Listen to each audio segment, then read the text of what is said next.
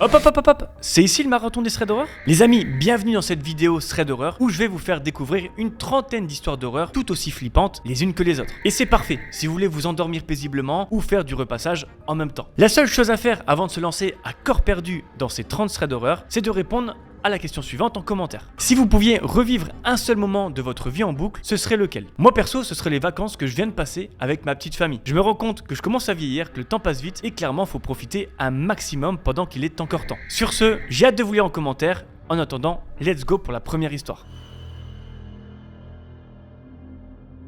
Pour cette histoire, je vous préviens, on va parler d'une jeune femme de 28 ans qui s'appelle Mélanie. Mélanie, c'est une coiffeuse parisienne qui explique qu'elle a l'habitude de mettre ses poubelles à l'entrée de son appartement. Comme ça, lorsqu'elle sort de son appartement, ça l'oblige à descendre les poubelles et ça garde son appartement très propre. Oui, on rentre directement dans le vif du sujet et elle raconte que c'est très important pour l'histoire de savoir ça. Ensuite, Mélanie raconte dans son thread son métier. Elle indique qu'au salon de coiffure, elle accueille des hommes et des femmes de tout âge. Et que généralement, elle a toujours les mêmes clients, ses habitués. Et qu'elle a développé une certaine proximité avec beaucoup d'entre eux. Et elle s'arrête sur un client en particulier qui vient depuis quelques mois maintenant.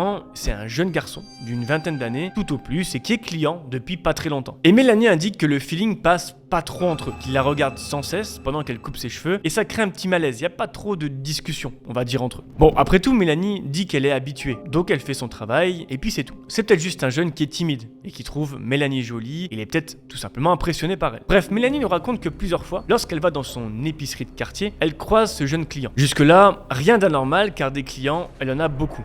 Et c'est pas si rare d'en croiser. Ce qui nous amène à un fameux soir. Le soir où Mélanie va vivre son propre thread d'horreur. Mélanie explique qu'on est jeudi et que c'est un soir banal. Elle vient de finir sa journée de travail, elle rentre chez elle, puis elle s'organise un petit repas qu'elle dégustera devant Netflix. Elle explique aussi que par hasard, en passant devant sa fenêtre, ce soir-là, elle remarque quelqu'un de bizarre dans la rue. Elle précise qu'elle est au 3e étage d'un bâtiment et qu'elle aperçoit effectivement, en plein Paris, une personne avec une casquette jaune qui attend debout devant chez elle. Enfin, quand je dis devant chez elle, c'est sur la rue d'en face, mais qui est vraiment en face de son immeuble. Et elle indique que, même si ça doit pas être la première fois que ça arrive, étant donné qu'il y a beaucoup de monde à Paris, là elle se dit, ça c'est bizarre, il y a quelque chose de louche là-dedans. Et en regardant de plus près, elle remarque que cette personne, avec la casquette jaune, c'est à coup sûr son client, le jeune timide qu'elle a l'habitude de coiffer. Mélanie, elle explique qu'il est seul et que dès que leurs regards se sont croisés, il a tourné la tête et était tout gêné. Comme elle l'a déjà vu dans une épicerie pas loin de chez elle, elle se dit qu'il doit habiter pas loin et qu'il a un ami ou une copine dans la rue et que c'est juste une coïncidence. Et elle se dit qu'ils ont rendez-vous dans 3 jours à l'atelier de coiffure, donc tant mieux, ça lui fera un sujet de conversation, et qui sait, ça détendra peut-être l'atmosphère entre eux. Bref, Mélanie part se coucher, quelques minutes plus tard, car il commence à faire tard. Elle passe un peu de temps sur son téléphone, jusqu'à entendre quelque chose de bizarre à l'entrée de son appartement. Et ces bruits, c'est effectivement ceux des poubelles, qu'elle met toujours devant sa porte d'entrée, pour pas oublier de les jeter le lendemain matin. Mais si ces poubelles, qui sont devant la porte d'entrée de son appartement, sont en train de bouger, c'est donc forcément sa porte qui bouge, et qui fait tout ce bruit. Mélanie regarde à côté d'elle, et voit son chat, avec les poils de dos hérissés, qui regarde en direction de la porte de sa chambre. Elle sent alors que c'est pas bon, et ça confirme que quelqu'un est en train de rentrer chez elle. Mélanie, elle a le temps de prendre ce qu'elle peut comme arme dans sa chambre, à savoir sa lampe de chevet. Elle explique que ça fait une sorte de petite arme, et puis pas le choix. Il faut qu'elle se défende. Entre-temps, le chat de Mélanie ronronne de plus en plus, et en plus de ça, Mélanie n'entend plus de bruit en direction de sa porte d'entrée. Mais elle distingue plutôt des bruits de pas provenant de son salon et qui s'approchent doucement en direction de sa chambre. Mélanie n'a alors plus le choix et se tient prête. Elle est cachée derrière l'armoire de sa chambre et n'hésitera pas à porter le premier coup pour ensuite s'échapper de son appartement en pleine nuit. Sauf que son chat va courir et sauter sur la personne qui s'est introduite chez Mélanie. Et franchement, bravo le chat. Mélanie va alors profiter de cette occasion pour se jeter sur l'intrus et le frapper avec sa lampe de chevet. Et vous vous demandez alors si c'est bien le client de Mélanie qui s'est introduit chez elle. Eh bien non. Mélanie, elle est étonnée. Elle est surprise de voir que la personne qu'elle tente de neutraliser ne lui est pas du tout familier. Elle explique qu'elle était persuadée sur le coup de faire face à son client qui avait une casquette jaune en bas de chez elle quelques minutes plus tôt. Et rapidement, provenant de sa porte d'entrée laissée entrouverte par l'inconnu, par l'intrus, elle entend son client qui lui dit de venir tout de suite et qu'il est en ligne avec la police. Et là, c'est clairement le début d'un nouveau thread d'horreur pour Mélanie. Mélanie, dans un instinct de survie, elle fait étrangement confiance à son client et ferme alors sa porte à clé, puis enferme l'intrus chez elle. Entre-temps, son client indique que la police arrive dans 5 minutes. C'est alors qu'ils vont entendre tous deux l'intrus chez Mélanie faire un boucan pas possible dans l'appartement. Mélanie est donc en pleurs en se disant qu'il va tout casser et que ça sera un enfer de tout réparer. En plus, on va dire des dégâts psychologiques qu'une intrusion peut faire chez quelqu'un. Puis d'un coup, plus rien.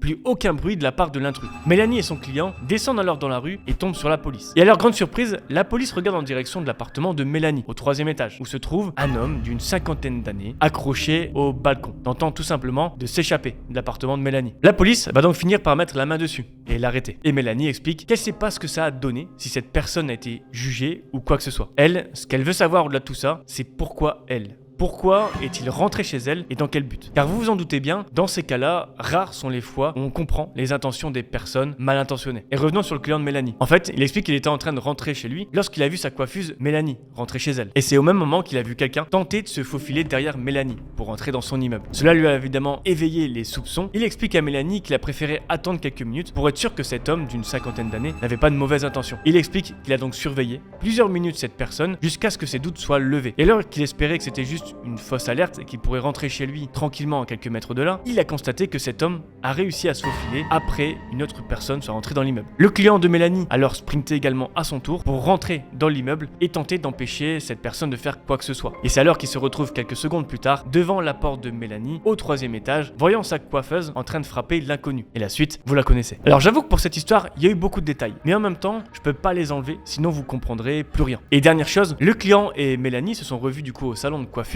et désormais, ils s'entendent très bien, ce qui est bien mieux qu'avant. Et petit détail un peu marrant que je vais vous raconter, c'est que Mélanie explique dans son thread qu'elle a depuis un petit crush sur son client. Un peu le côté super-héros, je pense qu'elle a kiffé.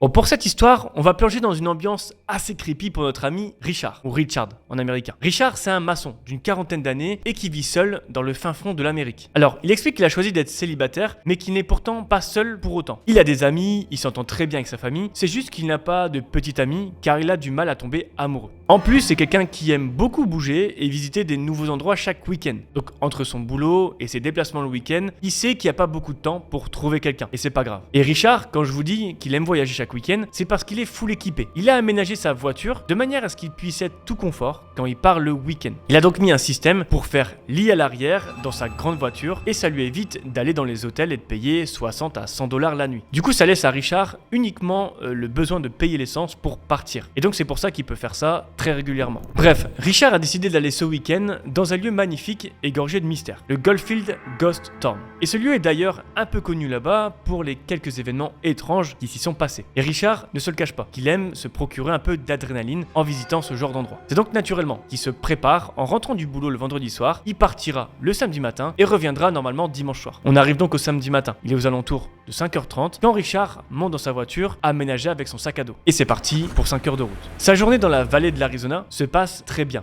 et il nous explique que c'est grandiose. Le Goldfield Ghost Town, en fait, c'est un peu une représentation d'un village western durant la conquête de l'Amérique. On y voit une grande rue avec des saloons un peu partout. Et franchement, même moi, pour avoir vu les images, ça me donne grave envie d'y aller. Une fois la journée terminée, Richard va rejoindre sa voiture et se garer à un endroit tranquille un peu plus loin. La nuit arrive donc à grands pas et Richard se gare dans un petit village à côté de Goldfield Ghost Town. C'est donc en pleine campagne américaine et sur une place assez déserte qu'il va dormir cette nuit-là. C'est la première fois que Richard passe dans cette ville et il remarque qu'elle est vraiment abandonnée, voire complètement en ruine. Pour lui, c'est clairement une ville fantôme. Et autant ça pourrait nous faire flipper, pour Richard, c'est le paradis car il va pouvoir dormir sans être réveillé par des bruits ou des phares de voiture. Richard sort alors de sa voiture pour installer sa chaise et une table afin de manger un petit bout avant d'aller se coucher. Il est désormais 20h30 et le soleil est sur le point de se coucher. En mangeant son sandwich en plein milieu d'une place dans un village fantôme, Richard explique que finalement, l'ambiance est plus sombre qu'il n'y pensait. C'est vraiment la première fois qu'il est dans un village si désert. Pourtant, il y a plein de maisons autour de lui. C'est une place de village classique dans une toute petite ville américaine, mais bizarrement rien, aucun signe de vie.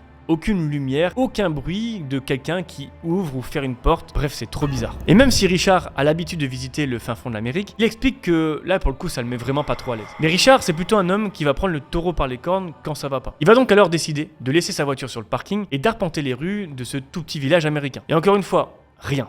pas même une lumière dans une maison. Et c'est pas faute d'essayer pour Richard, de regarder dans les maisons qui ne comprend pas absolument où est-ce qu'il est tombé. Bon, après une bonne quinzaine de minutes à faire le tour du village, il arrive à une intersection et voit sa voiture garée sur son parking à 200-300 mètres de là. Sauf que ce qu'il constate, c'est une silhouette juste à côté de sa voiture. Mais pas une silhouette humaine, une silhouette comme si c'était un animal plutôt. Et en Arizona, c'est pas rare de croiser dans des endroits déserts des coyotes ou des cerfs par exemple. Et pour Richard, ça ressemble vraiment à un coyote. Alors pas de panique, normalement les coyotes ça craint l'humain, donc il devrait rien se passer de mal. Et l'animal devrait tout simplement fuir à la vue de Richard. Sauf que ce coyote là, il a l'air bien installé près de la voiture de Richard et il s'enfuit pas. Richard avance alors vers sa voiture et décide donc de crier. Car oui, crier ou faire du bruit, c'est censé faire peur au coyote et le faire partir. Et ça va marcher. Ouf pour Richard qui va éviter une bagarre avec un coyote et franchement, vaut mieux. Même s'ils n'attaquent pas l'humain, s'ils se sentent en danger, ils vont se défendre et ça peut tourner vinaigre. Richard monte alors dans sa voiture et pousse un ouf de soulagement. La journée a été longue, il est dans un endroit désert, voire même fantomatique. Il est donc plus que l'heure de se coucher pour lui. Et c'est maintenant que les choses sérieuses vont commencer. Richard nous explique qu'il s'est endormi assez rapidement, mais que très vite, il va être gêné cette nuit-là. Alors que pourtant, tout présageait le fait qu'il soit bien tranquille dans ce village abandonné. Outre les hurlements de coyotes qui vont un peu le réveiller, Richard va avoir une toute autre surprise. En fait, Richard va entendre des petits grincements au niveau de la carrosserie de sa voiture. Et ces grincements, il pense à ce moment-là savoir de qui ça provient. Pour lui, c'est évident. Il y a des bruits de coyotes qu'il entend au loin. Donc un coyote est là à gratter sur sa voiture, c'est sûr. Et il explique que sa voiture, il l'emmène partout chaque week-end. Et que les griffes, c'est pas ce qui le gêne vraiment dans un premier lieu. Non, la première chose qu'il se dit, c'est pourquoi un coyote est en train de griffer avec ses pattes sur sa voiture. Il sent qu'il n'est pas directement en danger, c'est clair. Mais c'est jamais très rassurant si un ou plusieurs coyotes rôdent autour de ta voiture et grattent comme ils pourraient le faire. Richard va alors prendre le risque de réveiller le village désertique en appuyant sur le klaxon. Ainsi, ça devrait faire peur au coyote et le faire fuir. Et il pourra du coup reprendre sa nuit comme bon lui semble. Richard va alors klaxonner pendant plusieurs secondes dans l'espoir qu'il s'en aille. Et après plusieurs secondes de silence, Richard n'entend plus les grincements et décide de se rendormir. Pour lui, c'est enfin terminé. Sauf qu'il n'a pas le temps de se rendormir que de nouveaux grincements se font entendre sur sa carrosserie. Richard tire les rideaux pour voir s'il y a encore un coyote dehors, mais bizarrement, il voit pas bien dehors. Richard décide alors d'en avoir le cœur net et passe sur le siège conducteur. Il ouvre la portière en passant voir enfin ce fameux coyote qui lui casse les pieds depuis maintenant plusieurs minutes. Mais non. Quand Richard ouvre la porte, il va jeter un œil sur la carrosserie arrière de sa voiture, là où il y a la porte arrière pour être précis. Et c'est là qu'il va tomber, non pas face à un coyote, mais face à quelqu'un accroupi en train de gratter sa voiture. Richard explique que ce qu'il a vu est terrifiant et qu'il savait même pas ce que c'était. Il est à peu près sûr que c'était un humain, mais vraiment un humain bizarre. Il explique que du peu qu'il s'en souvienne, cette personne avait les cheveux longs, très gras et un t-shirt blanc très très sale, genre même à la limite du gris. Enfin, c'est tout ce que se souvient Richard de ces quelques secondes en pleine nuit dans l'Arizona. Richard en voyant ça, il est clairement surpris et il n'a pas le temps de réagir, que cette personne très étrange lui saute dessus. Je rappelle que Richard est assis sur son siège et qu'il est encore dans la voiture, donc il va se débattre comme il peut pour dégager cette personne, cette créature, le plus rapidement possible, afin qu'il ou elle ne rentre clairement pas dans sa voiture. Richard explique après coup que cette personne faisait des cris aigus terrifiants et que ça le terrifie encore aujourd'hui d'avoir entendu tout ça. Richard va tout de même réussir à mettre un coup de pied pour projeter cette personne en dehors de sa voiture. Ce qui va laisser le temps à Richard de fermer la porte, mettre les gaz et se tirer le plus loin d'ici. Richard va alors rouler toute la nuit et aura tellement peur de s'arrêter qu'il écourtera son week-end directement. Richard va alors rentrer chez lui, se barricader et se reposer. C'est le lendemain matin que Richard va leur faire un bilan de ce qui s'est passé. En constatant les griffes sur sa voiture, il constate qu'il y a une sorte de mot qui se forme. Il explique qu'il voit une sorte de don't, mais qui est bizarrement écrit et pas terminé. Une sorte de message d'avertissement ou don't c'est quoi pour Richard. Mais c'est pas le plus troublant pour lui, car pour lui, il réfléchit encore à quoi il a eu affaire ce week-end-là. C'était pour lui vraiment un mélange d'humain et d'animal, tellement les cris aigus qu'il a entendus faisaient penser à une bête. Bref, Richard explique qu'il a contacté la police pour parler de tout ça et qu'il explique que malheureusement ce village est inhabité depuis des années et que personne ne s'y rend jamais. Richard finit son thread en indiquant que cette expérience l'a traumatisé et que désormais, comme tout bon américain, il prend désormais une arme lors de ses expéditions. Bon, eh bien franchement, qui a envie d'aller dans le fin fond de la campagne américaine maintenant? Levez pas tous les mains s'il vous plaît. Pour cette troisième et dernière histoire, on va partir dans un appartement de vacances. Et pour cette histoire, on va parler de la famille de Frédéric. Frédéric explique qu'il a une famille tout à fait normale, qui travaille toute l'année pour se payer justement des vacances au bord de la mer. Et c'est dans ce contexte que Frédéric et sa femme Isabelle vont faire une réservation pour leurs vacances. Ça va se passer dans le sud de la France, près de la Côte d'Azur, et ils ont trop hâte d'y aller. Frédéric et Isabelle, ils expliquent qu'ils vont partir avec leurs 2 enfants, un garçon et une fille. Vient donc le moment de partir en vacances pour Frédéric et Isabelle. Et c'est parti pour 6 heures de route, direction la Côte d'Azur. Les enfants s'occupent à l'arrière de la voiture pendant qu'Isabelle et Frédéric discutent de ce qu'ils ont prévu de faire durant les 2 prochaines semaines de vacances. Leurs enfants ont 6 et 10 ans, donc ça va plus aller sur du sport, du vélo, etc. pour les dépenser. La famille de Frédéric arrive donc sur la côte et se dirige vers l'appartement qu'ils ont loué au 5e étage. Et Frédéric explique que l'appartement est trop beau et que la vue est juste sublime. Vue sur la plage avec une très bonne exposition, donc ça va juste être un régal. Donc c'est parti pour 2 semaines de détente en alternant plage, vélo, badminton et compagnie pour cette belle famille. Mais attendez un petit peu, car leur histoire, leurs vacances, va vite tourner au cauchemar. Ça fait 12 jours qu'ils sont dans ce logement de vacances et on approche donc doucement de la fin. Frédéric explique qu'il est 13h30 quand sa femme décide de rester à l'appartement, la maison de vacances, pour faire une petite sieste. Et quant à sa fille, elle préfère rester sur le balcon de l'appartement pour jouer avec ses jouets. C'est donc comme ça que Frédéric et son fils vont alors à 2 sur la plage pour faire quelques passes de foot. Frédéric explique qu'ils sont placés juste devant le balcon car ils ne souhaitaient pas aller trop loin. Au cas où ils ont soif, au cas où ils doivent aller aux toilettes, l'appartement serait donc à proximité. Et donc ils vont jouer tous les 2 pendant un bon 45 minutes. Pendant ce temps-là, je le rappelle, la petite fille est au balcon en train de jouer avec ses jouets et Frédéric explique qu'à ce moment-là, il jette des coups d'œil pour voir si tout va bien pour sa fille. Même s'il devrait rien se passer, on sait jamais. Sauf qu'à un moment, c'est son fils qui va attirer l'attention de Frédéric. Son fils va leur pointer du doigt le balcon et faire signe. Et il fait pas signe en restant silencieux. Non. Il dit à son père « Tiens, fais signe, il y a maman et Louise sur le balcon qui nous regardent. » Frédéric se retourne alors et constate alors effectivement 2 silhouettes sur le balcon. Il reconnaît la silhouette de sa fille, pour ça pas de problème. Mais la seconde silhouette, pour lui, il y a quelque chose qui cloche, car c'est pas du tout sa femme. Alors il pense qu'il est ébloui par la lumière, ou qu'il est peut-être trop loin sur la plage, donc il se rapproche un peu. Et remarque qu'effectivement, une personne, un homme est là derrière sa fille, à regarder vers eux. L'homme a l'air d'avoir une casquette sur la tête, ainsi qu'un t-shirt noir. Donc vous l'imaginez bien, c'est la panique dans la tête de Frédéric, qui tente par tous les moyens de rationaliser dans sa tête. Pour lui, c'est pas le bon balcon, il cligne des yeux plusieurs fois pour être bien sûr de ce qu'il voit, mais non, c'est bien effectivement sa fille et un inconnu qui sont exactement là sur le même balcon, à quelques centimètres l'un de l'autre. Et malheureusement, sa femme dort, donc elle sait probablement pas ce qui est en train de se passer sur le balcon. Frédéric dit à son fils de venir avec lui et ensemble, ils courent en direction de l'immeuble. Sur le trajet, il appelle sur le portable de sa femme, mais malheureusement pas de réponse. C'est alors que Frédéric arrive à l'appartement, il prend l'ascenseur avec son fils et appuie sans arrêt sur le bouton du 5e étage pour aller le plus vite possible. L'ascenseur monte et arrive enfin au 5e étage. Frédéric tambourine sur la porte tout en insérant les clés dans la serrure, puis pousse la porte. Sa femme est réveillée par les bruits de porte et se rend donc à l'entrée pour voir ce qui se passe. Elle tombe nez à nez avec Frédéric qui vient d'ouvrir la porte et se dirige vers le balcon. Frédéric arrive sur le balcon et découvre sa fille, saine et sauve, qui est tout simplement en train de jouer. Et sa fille va regarder son père assez étrangement, en lui demandant pourquoi il est en sueur, pourquoi il est agité comme ça, mais Frédéric, vous en doutez bien, il dit rien. Et il la prend juste dans les bras. Sa femme demande alors des explications. Pourquoi est-il dans un état de panique comme ça? Et c'est alors que Frédéric va demander à sa femme si c'était elle qui l'a vu sur le balcon, et même pas 5 minutes. Et malheureusement non. Sa femme explique qu'elle vient de se réveiller à cause de lui, à cause de Frédéric, qui vient de faire du coup un bruit pas possible à la porte de l'appartement. Frédéric explique alors qu'il a vu un homme sur le balcon et qu'il est sûr de ne pas avoir halluciné. Alors attendez encore un peu, car vous n'êtes pas près de ce qui va suivre. Frédéric va alors commencer à se calmer et retourner toute l'histoire dans sa tête. Et finalement il va s'auto-persuader qu'avec le fait qu'il jouait avec son fils au soleil depuis presque 1 heure, il aurait fait une hallucination. Alors spoiler, c'est pas vrai. Il va donc, durant les derniers jours, mettre tout ça de côté en se disant que c'était en fait rien du tout. Et ils vont même tous en rire quand ils vont manger ensemble le soir même. Car oui, après tout, soyons un peu logiques, même Frédéric le dit, c'est impossible que quelqu'un rentre dans l'appartement sans que sa fille ni sa femme ne s'en aperçoivent. C'est alors qu'il va mettre toute cette histoire de côté et rentrer de vacances avec sa famille. Sauf que ça va pas se finir comme ça. Frédéric explique qu'on est quelques mois plus tard, en plein hiver, loin des vacances et de la Côte d'Azur. Frédéric est avec sa femme Isabelle dans le canapé à regarder les informations à la télé. Ils sont fatigués de leur journée de boulot et s'endorment tout doucement devant la télé quand soudain Frédéric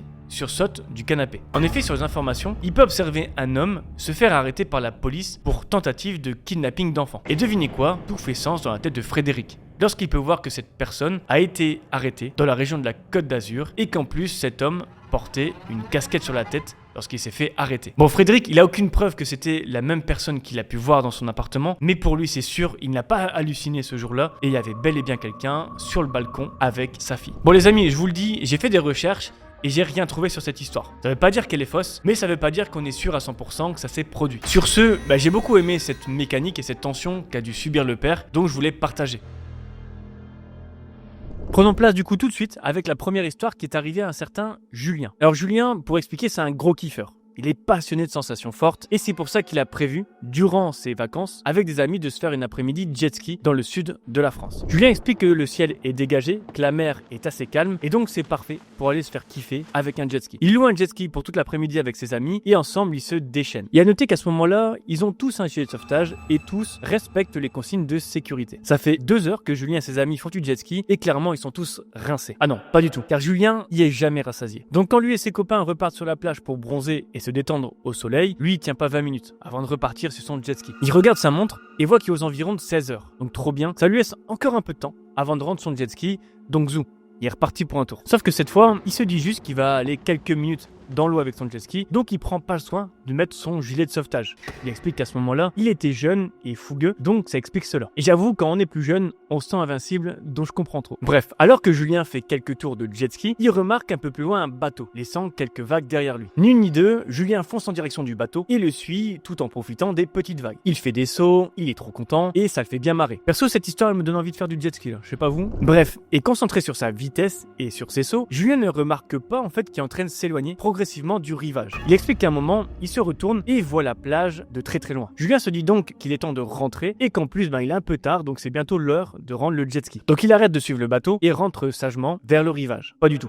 Julien, il voit que la mer s'agite un petit peu et prend toutes les vagues possibles et inimaginables. Et vient donc l'une de ces dernières vagues à prendre avant de rentrer pour de bon. Julien s'élance à toute allure et fait un giga saut dans les airs. Et pour avoir déjà fait du jet ski, c'est vrai que quand tu fais un gros saut avec un jet ski, ça fait un peu bader. Julien, du coup, alors qu'il sent que son jet ski est très haut, il panique et saute de son jet ski dans l'eau. Et ça, du coup, pour plusieurs raisons. La première, c'est comme on l'a dit, faire des gros sauts avec un jet ski, ça peut faire un peu peur. Et l'autre raison, c'est surtout que lorsque le jet ski va taper dans l'eau, ça peut faire très mal aux jambes, ça peut faire très mal aux genoux. Du coup, Julien se retrouve à l'eau et son jet ski, lui, il continue tout droit. Et alors que Julien pense qu'il va le rattraper facilement, il est surpris de voir que celui-ci s'arrête pas du tout. Je récapitule donc. On a Julien en pleine mer, sans gilet de sauvetage, et son jet ski qui avance vers l'horizon, pas en direction de la plage, soyons bien d'accord. En fait, normalement, un jet ski, quand on tombe dans l'eau, le moteur il s'arrête tout seul. Enfin, ça c'est surtout quand on a son cordon coupe-circuit qui est souvent relié au gilet de sauvetage. Sauf que je l'ai dit tout à l'heure, Julien, il a ni gilet de sauvetage, ni ce cordon coupe-circuit. Ce qui fait que le jet ski, même s'il n'accélère plus, il avance un peu tout seul et n'est pas stoppé net d'un coup, entre guillemets. Alors Julien, il va essayer tout de même de rattraper son jet ski. Mais plus il essaye, plus il voit son jet ski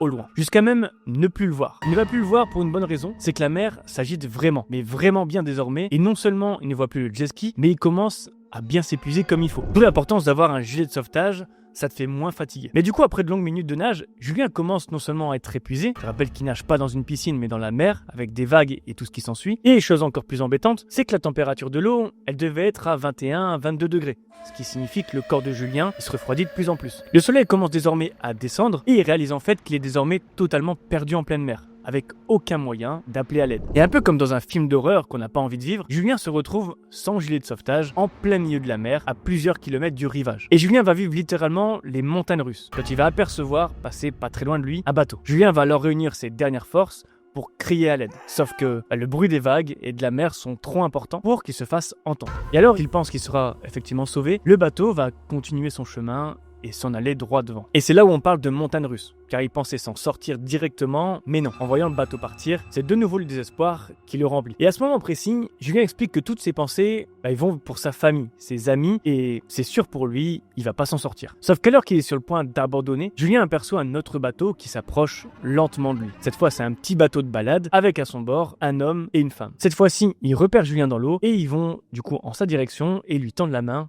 pour le hisser à bord. Julien à ce moment-là est en larmes et il explique qu'il a serré très fort dans ses bras cet homme et cette femme pour les remercier. Mais attendez parce que c'est pas fini. Alors que Julien explique le calvaire qu'il vient de vivre durant les 30 dernières minutes, l'homme et la femme à bord ont des doutes. Et c'est vrai, mettez-vous à leur place. Julien raconte qu'il est tombé en jet ski et pourtant ils ont beau regarder partout dans la mer autour d'eux, ils ne voient rien du tout. Pas le moindre jet ski aux alentours. En fait, l'homme et la femme ont peur que ce soit un piège pour voler leur bateau. Et franchement, ça peut se comprendre. Julien les supplie alors de les croire et demande de les déposer sur le rivage car ses amis doivent être morts d'inquiétude. Le couple se regarde alors avec hésitation, mais décide finalement de faire confiance à Julien et de le ramener vers le rivage. Et assez vite, en approchant du rivage, Julien aperçoit au loin un bateau de sécurité remorquant un jet ski abandonné, son jet ski. Il montre alors que c'était son jet ski et qu'il n'a pas menti à cet homme ni à cette femme. Et une fois arrivé sur le rivage, Julien va sauter dans les bras de ses amis, mettant enfin tout ce qui s'est passé derrière lui. L'homme et la femme ont donc sauvé Julien de la noyade et ont enfin compris que tout ce que leur disait Julien tout à l'heure était vrai. Et c'est ainsi que se termine cette merveilleuse histoire. Bon, je préfère être honnête avec vous et vous prévenir sur cette histoire. J'ai entendu mon rappeur préféré, SCH, pour ceux qui connaissent, raconter une anecdote qui s'apparente clairement à un thread d'horreur. Et du coup, ça m'a donné envie de créer une histoire similaire à ce qu'il a vécu. Et c'est ce que j'ai fait avec cette histoire. Ceux qui me suivent depuis longtemps le savent, j'aime bien raconter des histoires, mais aussi en créer de temps en temps de toutes pièces. Donc n'hésitez pas à me dire aussi si vous, de votre côté, ça vous plaît que je fasse des petits scénarios comme ça. Alors je vous préviens, j'aime beaucoup l'histoire qui va suivre car ça se déroule autour d'un skatepark et j'aimais bien le skate quand j'étais petit. Cette histoire nous est racontée par Bryce et sa meilleure amie Ashley. C'est tout simplement deux meilleurs potes qui ont la vingtaine et clairement ils sont inséparables. Cela fait plusieurs années qu'ils se sont rencontrés durant un job d'été et depuis ils se voient tout le temps. Surtout qu'ils partagent une passion en commun et vous l'aurez deviné, c'est le skate. Bryce et Ashley vont donc régulièrement faire du skate ensemble dans différents spots de leur ville. Ah oui, et pour ceux qui veulent savoir, ça se passe en Californie, près de Los Angeles. Mais Bryce et Ashley ne précisent pas vraiment de ville en particulier. Et un après-midi, Bryce et Ashley décident d'aller dans un tout nouveau spot. C'est un ancien dépôt et ils ont entendu dire que c'était pas mal pour rider un peu. Donc ils se rejoignent vers midi dans la banlieue de Los Angeles et ils vont se manger un petit McDo. Et hop, direction le nouveau spot de skate. Bryce et Ashley arrivent donc sur les lieux et ils font face à un giga entrepôt immense. Et effectivement, c'est pas les premiers à aller là-bas car il y a des rampes de skate de partout et pas mal de choses pour bien s'éclater. Et il est seulement 13h quand ils arrivent à l'entrepôt, donc il y a que très peu de monde pour le moment. Et surtout, comme l'entrepôt est grand, même s'il y a du monde, c'est possible qu'il soit bien plus loin. Et petite particularité quand ils arrivent, ils remarquent qu'il y a un mec qui fait des tags sur un des murs du dépôt. Alors pas de panique, ça arrive souvent sur des lieux comme ça, un peu abandonnés. Bryce et Ashley ne le calculent pas trop et chacun fait son truc de son côté. Et maintenant, place au kiff. Nos deux amis slide, ils font des figures, bref, ils font ce qu'ils aiment le plus, à savoir du skateboard. Et pour donner un léger descriptif de l'entrepôt, faut imaginer un bon 200-300 mètres carrés de rampe et de barres pour slider avec un skate ou une trottinette par exemple. Et il y a toute une partie sur la gauche qui est remplie de gros tubes métalliques à l'abandon. Ça fait vraiment une zone semi-fermée avec ce qu'il faut pour skater tranquille. Et petit à petit, Ashley remarque que le garçon qui faisait des tags a arrêté de taguer et regarde maintenant Bryce et Ashley. Il est là, assis, tranquille à les regarder faire du skate. Et ce qu'il faut savoir sur Ashley, c'est que c'est pas du tout la fille qui a sa langue dans sa poche. Du coup, comme ça la gêne, elle demande directement pourquoi il les regarde avec insistance depuis tout à l'heure. C'est alors que le garçon lui répond tout simplement qu'il attend que la peinture sèche pour ajuster son tag par la suite. Et du coup, comme il aime également faire du skate habituellement, il aime bien regarder les gens qui en font. Bon, là, Ashley, elle reconnaît avoir été bête sur le coup et s'excuse poliment d'avoir été peut-être un peu agressive dans sa façon de parler. Bref, elle reprend ses figures de skate avec Bryce et l'atmosphère devient de nouveau plus agréable. Quelques minutes plus tard, Ashley remarque que le tagger a repris sa peinture. Alors je sais pas si on dit ça comme ça. Et puis eux, du coup, avec Bryce, ils vont décider d'aller à l'extérieur du dépôt pour rider une belle rampe. Bryce et Ashley vont alors dehors, mais ils vont vite constater que tout ça n'est pas praticable. Le temps n'était pas très bon dernièrement, et donc la rampe est encore mouillée, il y a beaucoup de feuilles humides au sol, donc malheureusement, pour nos deux amis, ce sera pas pour aujourd'hui. Et c'est vrai que s'ils tentaient de rider sur une rampe humide, ça peut faire beaucoup de dégâts. Bryce et Ashley retournent donc à l'intérieur, ils remarquent que ce garçon, ce tagger, n'est plus là. Et c'est au même moment qu'ils entendent un bruit un peu plus loin dans l'entrepôt, comme un bruit de métal qui tombe. Bon, rien d'anormal encore une fois, on est dans un entrepôt assez grand, donc des objets métalliques, il y en a partout. Et en plus, c'est pas impossible qu'il y ait d'autres personnes dans l'entrepôt comme on l'a dit tout à l'heure. Bryce et Ashley font donc de nouveau du skate et tout se passe bien. Sauf que Bryce, il a envie d'aller au petit coin. Il se dirige donc quelques minutes vers l'extérieur pour faire pipi. Il passe de nouveau devant les rampes extérieures, fait son pipi et revient. Et alors qu'il rentre de nouveau dans l'entrepôt, il est face à plusieurs rampes de skate, mais bizarrement, pas de Ashley dans les parages. Bryce appelle donc Ashley dans l'entrepôt, mais pas de nouvelles. Et pourtant se trouve en plein milieu de l'entrepôt le skate d'Ashley. Ce qui signifie qu'elle est encore là, elle est forcément là. En fait, Bryce ne nous l'a pas indiqué au début, mais il y a une sorte d'allée entre les tubes métalliques, donnant sur la suite de l'entrepôt. Il s'approche donc dans cette allée et remarque Ashley plus loin par terre. Et la particularité, c'est qu'elle est enlacée par quelqu'un. Sentant le danger, Bryce court en direction d'Ashley et se jette sur la personne qui l'enlace. Bryce commence alors à frapper cette personne, mais il remarque très vite que c'est le tagger de tout à l'heure. Et chose bizarre, c'est qu'il ne tente pas de se défendre. Pire encore, c'est Ashley qui crie à Bryce d'arrêter tout de suite, de le faire du mal. Comme vous, Bryce ne comprend pas et se relève en demandant des explications à Ashley. Et à peine il a le temps de se relever qu'il peut voir une seconde personne dans son champ de vision. Cette seconde personne est par terre et elle semble assommée. Ashley explique alors à Bryce que lorsqu'il est parti à l'extérieur pour faire ses besoins, elle a été attrapée par un jeune d'une vingtaine d'années qui l'a embarquée jusqu'au fond de l'entrepôt. Et qu'heureusement que le tagger n'était en réalité pas très loin, car il a pu intervenir en entendant Ashley crier à l'aide. Et donc Bryce se rend compte qu'il vient tout juste de frapper le tagger qui vient pourtant de sauver Ashley d'un mauvais événement. Ashley explique que ce jeune d'une vingtaine d'années lui a fait terriblement peur et pendant qu'il l'embarquait dans le fond de l'entrepôt, il lui a mis les mains aux fesses et un peu partout sur le corps et ça a forcément dégoûté et choqué notre ami Ashley. Bryce explique qu'il s'en veut terriblement de ne pas avoir été là pour Ashley, mais il remercie énormément le tagger d'avoir sauvé du coup sa copine. Et tous les trois, Bryce, Ashley et le tagger, vont alors appeler la police pour raconter tout ce qui est arrivé. Et devinez quoi, chose frustrante, mais la police va leur répondre que s'ils sont trois et que tout va bien, alors ils vont pas se déplacer pour rien. Et oui, sous prétexte qu'il ne s'est rien passé malgré tout, la police va expliquer qu'ils ont une autre priorité sur le moment et qu'ils ne passeront pas. Et c'est probablement ça le plus frustrant dans l'histoire, c'est que l'histoire du coup va se terminer sur une note d'injustice. Bref, pour tous ceux qui ont encore le courage, on enchaîne sur une troisième histoire. Bon, bienvenue pour cette toute nouvelle histoire où on va parler de salade. Non, je déconne, je suis pas là pour vous donner des recettes healthy, mais plutôt pour parler de l'histoire de Paul et de Marissa. Paul et Marissa, c'est un couple, tout ce qu'il y a de plus normal. Tous les deux travaillent la journée, puis passent du temps ensemble le soir et profitent le week-end ensemble. Sauf que Paul, il explique dans son thread qu'en ce moment dans son couple, ça bat un peu de l'aile. Et nous indique que c'est en partie de sa faute car sa copine Marissa lui reproche de passer trop de temps au travail et donc de rentrer trop tard. Et ça, Marissa, elle n'aime pas car elle en a marre d'attendre 20h30, 21h pour manger avec son petit ami et passer une demi-soirée ensemble. Non, Marissa, elle veut Paul plus souvent à la maison pour profiter en couple comme il se doit. Et je suis un peu d'accord avec Marissa pour le coup, dans un couple il faut avoir du temps pour l'autre et le travail c'est plutôt secondaire. Bref, Paul explique que ses retards à la maison, si on peut appeler ça comme ça a failli coûter son couple, donc il a promis de faire des efforts. Et donc Paul rentre maintenant plutôt du boulot et c'est ce qui va donc faire plaisir à Marissa et sauver leur couple. Marissa elle avait aussi marre de devoir tout faire toute seule et reprochait à Paul notamment de rentrer tard et de mettre les pieds sous la table. Et ça, Paul en a conscience. Et c'est pourquoi il se propose régulièrement pour aller faire des courses ou même aller chercher des pizzas pour quand il rentre. Bref, on voit que Paul fait des efforts et c'est tant mieux. Paul nous raconte qu'un soir, il est 18h30 et part du bureau pour rentrer chez lui. Et sur la route, il appelle sa femme et lui demande si elle a besoin de quelque chose pour ce soir. Sa femme Marissa lui explique qu'elle a besoin d'une salade en urgence pour faire des burgers maison. Et moi,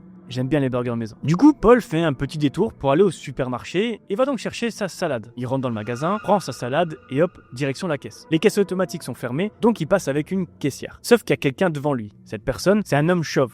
Une tête pas très agréable, c'est les mots de Paul, et un tatouage écrit dans une langue étrangère sur son avant-bras. Et la particularité de cet homme, c'est qu'il est en train de prendre la tête à la caissière et littéralement lui gueuler dessus. Paul, il sait pas d'où vient le souci. En revanche, il n'accepte pas comment cet homme parle à cette jeune caissière. Il intervient donc pour dire si cet homme peut se calmer et qu'en parlant plus calmement, ils trouveront peut-être plus vite une solution. Et alors on pourrait croire que l'ambiance va se calmer et que tout ira bien. Sauf que l'homme, lui, ça l'énerve encore plus en fait. Il dit à Paul qu'il se mêle de ses affaires et qu'il vaut mieux pour lui de rester en dehors de tout ça. Paul fait un peu ce que tout le monde ferait, c'est-à-dire qu'il va se mettre de côté en espérant que tout ça se règle très vite. Évidemment, il veut pas faire d'histoire, donc on peut comprendre. Et heureusement, l'homme va finir par partir, tout en étant toujours aussi énervé. Il va finir par balancer ses produits par terre et se barrer. Sauf qu'en partant, il va lancer un regard à Paul, un regard dérangeant qui veut dire « Paul, je te connais pas, mais nous deux, on va pas en rester là. » Paul fait alors style de rien et avance vers la caissière pour savoir si tout va bien. Il prend soin d'elle. Elle dit que cet homme lui a fait très peur et elle le remercie d'avoir au moins intervenu un petit peu. Et c'est vrai, c'est toujours mieux quand quelqu'un nous aide, quand on subit une sorte d'agression pareille. Bref, quelques minutes se passent pendant que Paul paye sa salade et se dirige vers le parking. Pour lui, ce qui vient de se passer, ça le déprime forcément, car des gens comme ça, ça saoule tout le monde. Mais bon, il met ça de côté et va vers sa voiture pour rentrer chez lui. Mais alors qu'il pense que tout ça est derrière lui, en montant dans sa voiture, il remarque que ce même homme agressif, au supermarché,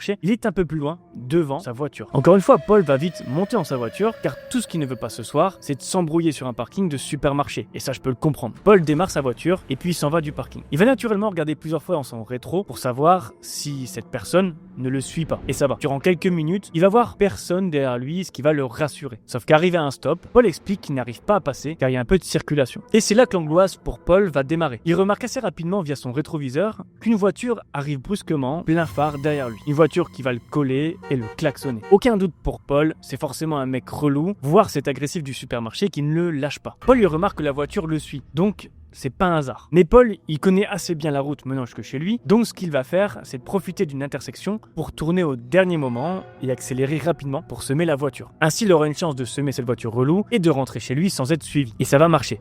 Il va prendre à droite à une intersection au dernier moment, ce qui ne laissera pas le temps à la voiture derrière elle de tourner. Paul appuie sur l'accélérateur et rentre finalement 7-8 minutes plus tard chez lui, sans personne derrière lui. Bon, jusque là c'est une soirée un peu relou pour Paul, mais vous allez voir que ça va être bien pire. Paul rentre donc chez lui en ouvrant son portail, puis prend le soin de le refermer. Il rentre alors chez lui et embrasse Maritza, tout en lui parlant de ce qu'il vient de vivre. Il explique à Maritza qu'il y a vraiment des gens stupides sur cette terre, etc., etc. Et ça, on peut tous le confirmer. Et puis c'est tout. Paul et Maritza vont passer à autre chose et profiter de leur soirée. Ils vont manger ensemble, puis ils vont rapidement faire la vaisselle pour ensuite se poser sur le canapé. Sauf qu'en faisant ça, Maritza va remarquer via la fenêtre de la cuisine que le portail est entrouvert. Et elle va en parler à Paul pour lui dire qu'il a oublié de le refermer en rentrant tout à l'heure. Ce à quoi Paul va lui dire: ah non, j'ai bien fermé tout à l'heure, c'est pas possible qu'il soit ouvert. Paul ouvre donc la porte d'entrée et se dirige vers le portail pour vérifier si effectivement il est entrouvert. Paul avance, il fait noir dehors, il passe à côté de sa voiture, puis remarque effectivement que son portail est entrouvert, mais juste un petit peu. Et alors qu'il va pour fermer son portail, Paul est soudainement projeté par terre. Il est projeté devant chez lui, en pleine rue, en face de son portail. Et en effet, quelqu'un s'est introduit dans son jardin et a donc poussé Paul par terre pour le frapper. Paul remarque que c'est l'homme agressif du supermarché et tente de se défendre comme il peut. Et là, il a plus le choix de se battre et de se défendre contre cet homme, car qui sait ce qu'il fera si cet individu rentre chez lui et s'en prend à sa femme. Il a alors une montée d'adrénaline et tente comme il peut de tenir tout en criant à l'aide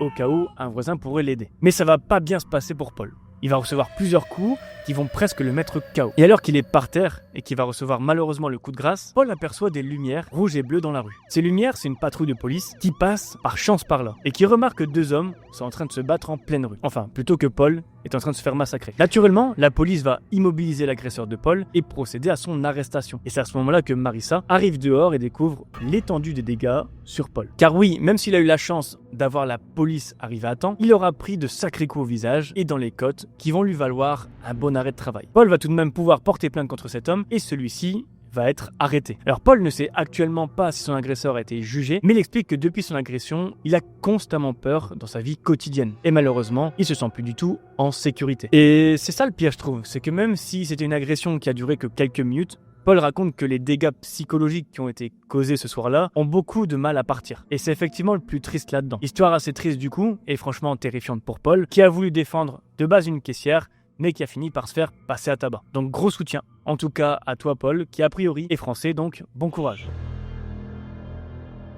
Et du coup, celle-ci me fait vraiment plaisir car on va partir sur un cinéma en plein air. Et pour le coup, j'aimerais trop en faire un avec mon petit garçon un soir, ça doit juste être trop kiffant. Et donc pour cette histoire, direction les USA avec Ethan et Josh. C'est deux amis de lycée qui sont amis depuis peu et qui s'entendent à merveille. Clairement, ils ont les mêmes centres d'intérêt, ils font du skate ensemble dès qu'ils peuvent et c'est donc le début d'une belle histoire d'amitié qui va durer longtemps. Et encore plus avec ce qui va se produire très prochainement pour eux. Un soir, Ethan et Josh décident de se rendre à un événement pas très loin d'où ils habitent. C'est une petite ville près de Seattle dans lequel ils vont se rendre. Cet événement, c'est donc un cinéma drive-in. Alors je pense qu'on dit ça comme ça. Et ça ressemble vraiment à ce qu'on a pu voir dans des films. Un grand écran géant, un grand parking où tout le monde peut se garer. Et derrière le parking, ou tout autour, c'est des stands de hot dog, de popcorn et de boissons en tout genre. Et ce que nous dit Ethan et Josh, c'est qu'ils sont passionnés de films d'horreur. Et ça tombe bien, car ce soir, c'est un film d'horreur qui va passer sur l'écran géant. A priori, ils vont voir un film assez connu, mais malheureusement, ils en ont pas parlé dans leur thread. Bref, nos deux amis arrivent en voiture dans ce cinéma en plein air vers 21h du soir. Et clairement, c'est l'éclat total. Ethan et Josh plaisantent plusieurs minutes dans la voiture jusqu'à ce que les projecteurs s'éteignent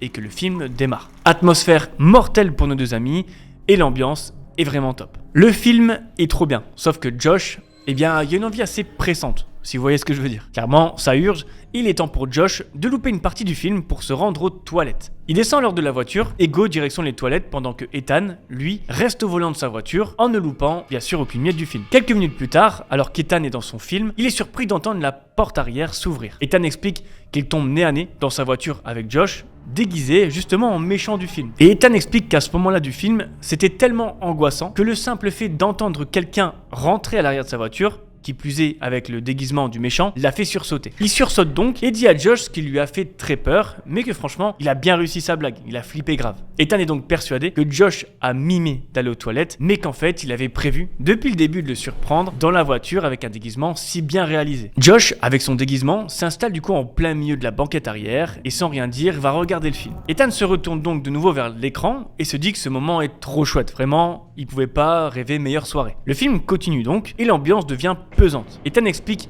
qu'ils sont à une partie de l'histoire qui fait bien flipper, et ça il le ressent clairement. C'est d'ailleurs pour ça qu'ils sont venus, pour avoir des frissons. Après ça, Ethan demande à Josh s'il aime bien le film et s'il passe une bonne soirée. Josh, toujours avec son déguisement d'horreur, va alors approcher sa tête vers celle d'Ethan et tout simplement respirer lentement. Une réponse digne d'un film d'horreur pour le coup. Ethan rigole alors nerveusement et lui dit simplement « T'es bête, tu me fais flipper à faire ça ». Et seulement quelques secondes après, Ethan explique qu'il est de nouveau absorbé par le film quand soudain quelqu'un toque à la vitre passager. Ethan, il en peut plus de flipper de tous les côtés, mais l'attention pour Ethan va passer un step.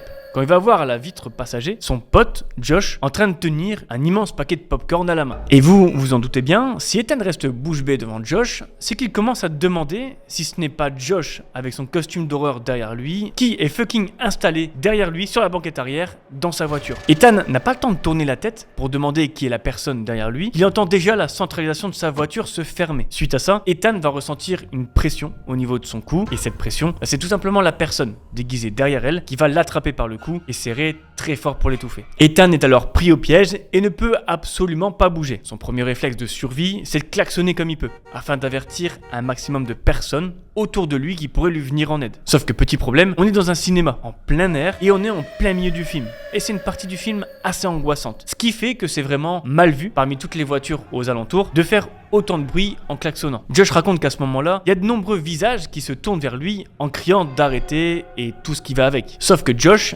il sait lui que la situation est grave et tape comme il peut sur la vitre de sa voiture pour rentrer et aider Ethan. Et là où Josh se rend compte que la situation est plus qu'urgente, c'est quand il voit qu'Ethan est vraiment en train de suffoquer. Josh se retourne en espérant que quelqu'un va venir l'aider, sauf qu'en fait, il voit quelque chose d'horrible. Il voit de nombreuses personnes qui étaient au stand tout autour des voitures venir à côté de la voiture d'Ethan. Et vous savez ce qu'ils font? Ces personnes-là sont simplement en train de filmer la voiture d'Ethan et Josh en pensant tout simplement qu'ils sont en train de faire un prank, une caméra cachée. Josh comprend alors qu'il va être aidé par personne d'autre et que s'il veut sauver la vie d'Ethan, il n'a plus d'autre choix que de défoncer la vitre en mettant un énorme coup de coude dans cette vitre. Et il dit qu'il doit y mettre vraiment, mais vraiment toutes ses forces, car si ça casse pas, c'est Ethan qui va y laisser la vie. Josh s'élance et frappe de toutes ses forces avec son coude dans la vitre arrière de la voiture d'Ethan. Et par chance, elle va alors se briser, ce qui permet immédiatement à Josh de passer la main et d'ouvrir de l'intérieur la porte. Josh a alors à peine le temps de rentrer dans la voiture pour empêcher l'agresseur que celui-ci s'échappe de l'autre côté de la voiture. Josh assiste donc malheureusement à la fuite de l'agresseur, qui va alors se fondre dans la foule et disparaître à tout jamais. Très vite, Josh comprend qu'au lieu de courir après l'agresseur, il doit absolument porter les premiers secours à Ethan avant qu'il ne soit trop tard. Il appelle donc une ambulance et est aidé par plusieurs personnes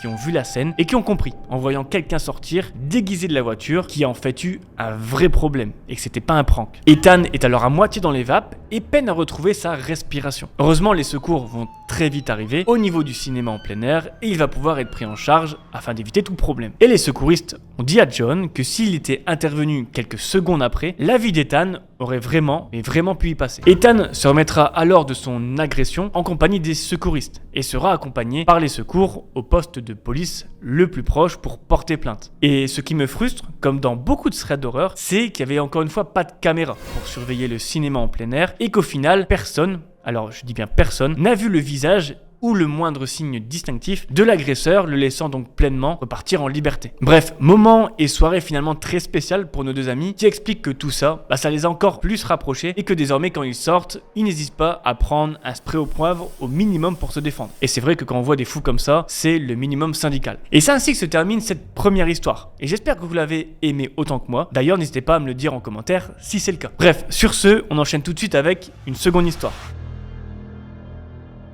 Pour cette seconde histoire, on va parler de Sabrina, une étudiante de 19 ans qui vient à peine de terminer le lycée. Et Sabrina, dans son thread, elle se définit comme quelqu'un d'assez grande et d'assez jolie. Elle veut pas dire ça par prétention, bien au contraire, mais pour que ça aide à comprendre les éléments de l'histoire qui va arriver. Donc Sabrina nous explique aussi que c'est quelqu'un de fasciné par le monde de la mode et de la photo. Elle a donc décidé qu'en parallèle de ses études de comptabilité, de s'exercer au métier de modèle photo. Sabrina raconte qu'elle a fait du coup un book et un peu tout ce qu'il faut pour travailler avec des agences. Elle dit que ça peut lui faire un petit complément de revenus et étant donné qu'elle a comme rêve de partir 1 an en Amérique pour ses études, c'est un bon moyen de gagner de l'argent et de récolter tout ça pour son voyage. Au début, Sabrina elle indique que ça a du mal à démarrer et que très peu d'agences répondent positivement à sa demande. Jusqu'à ce qu'elle reçoit un appel un peu particulier d'une agence qui est très intéressée par son profil. Sabrina est toute contente d'avoir cet appel et a hâte d'avoir rendez-vous le lendemain avec cette même agence pour un casting shooting photo. On arrive donc au lendemain matin. Sabrina vient de finir ses cours à la fac et passe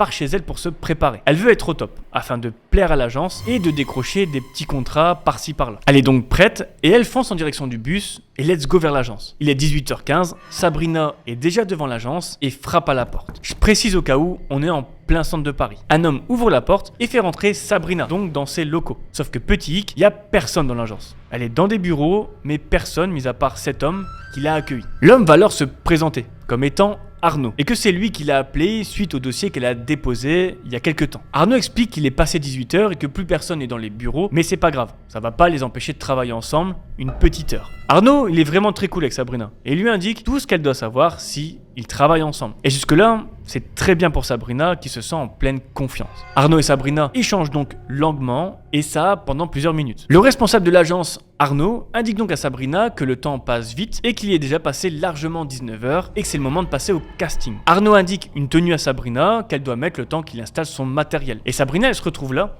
avec une tenue dans les mains, mais nulle part où se changer. Elle demande donc à Arnaud où est-ce qu'il peut avoir une petite pièce pour qu'elle se change tranquillement et qu'elle puisse garder son intimité, ce qui me semble logique. Et Arnaud, il va indiquer un bureau plus loin où elle peut aller se changer. Sauf qu'Arnaud, il pointe alors en direction un des bureaux de l'agence. Sauf que, petit hic, tous les bureaux sont séparés par des vitres. Donc clairement, on voit tout. Et dans le bureau qu'a pointé Arnaud, c'est pareil. Il n'y a pas de mur, c'est que des vitres. Ce qui fait qu'elle peut pas vraiment avoir son intimité. Pour Sabrina, elle est gênée, mais elle se dit que ce sera la seule fois qu'elle sera dans ses bureaux et que les autres fois, ce sera dans des locaux plus adaptés pour les modèles. Enfin ça, c'est ce qu'elle imagine. Du coup, elle va dans le bureau, situé un peu plus loin qu'Arnaud, qui commence à installer lui son matériel. Sabrina, par réflexe, se met derrière un bureau pour éviter qu'on la voie un peu trop en sous-vêtements pendant qu'elle se change. Et alors qu'elle est dos à Arnaud, qui est un peu plus loin, elle remarque que lui, Arnaud, est en train de la regarder pendant qu'elle se change. Et ça la dérange vraiment. Du coup, elle se précipite vraiment pour vite mettre le vêtement qu'elle doit porter. Hors de question pour elle de rester en sous-vêtements très longtemps à la vue d'Arnaud. Ensuite, Sabrina se dirige vers Arnaud, qui la met à l'aise pour prendre quelques clichés plus professionnels que Sabrina a fait avec son book. Et ça rassure donc Sabrina, qui pendant 10-15 minutes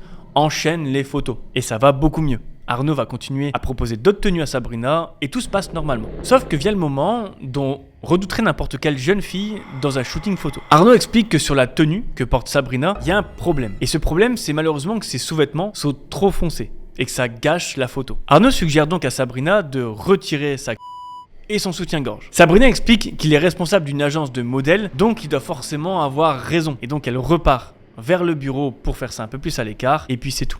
Elle dit rien. Et Sabrina explique qu'elle va alors de nouveau tourner le dos à Sabrina pour enlever sa tenue et ensuite enlever son soutien-gorge notamment. Et une fois que ce sera fait, elle pourra remettre sa tenue et se sentir plus à l'aise. Et c'est à ce moment-là que Sabrina entend la voix d'Arnaud lui disant de ne pas oublier d'enlever le bas. Red flag direct. Sabrina, elle enlève donc son sous-vêtement tout en faisant bien attention à ce que rien ne dépasse. Et là, vous m'aurez compris. Sauf que c'est à ce moment précis qu'elle entend 2-3 bruits provenant de l'armoire juste en face d'elle. Elle trouve le bruit assez robotique, comme si un truc avait bougé. Sabrina regarde alors d'un peu plus près ce qui est posé sur l'armoire et elle remarque une sorte de nounours placé là avec un œil un peu bizarre. Un œil qui a plutôt l'air d'une caméra. Et malgré le fait que ça a l'air d'être ultra bien dissimulé, Sabrina l'a remarqué direct. Et du coup, Sabrina, elle va avoir ce bon move de ne pas paniquer. Elle sent qu'il y a quelque chose de bizarre. Et pour elle, la priorité, c'est de pas montrer justement qu'elle a peur. Elle va donc dire à Arnaud où sont les toilettes. Arnaud va alors lui indiquer la direction des toilettes et la suivre. Heureusement, Sabrina rentrera dans les toilettes des femmes seule et c'est tant mieux et c'est même logique. Et ce que je vous ai pas dit, c'est que Sabrina, quand elle a entendu ce petit bruit robotique provenant de l'œil de la peluche, elle a instinctivement remis sa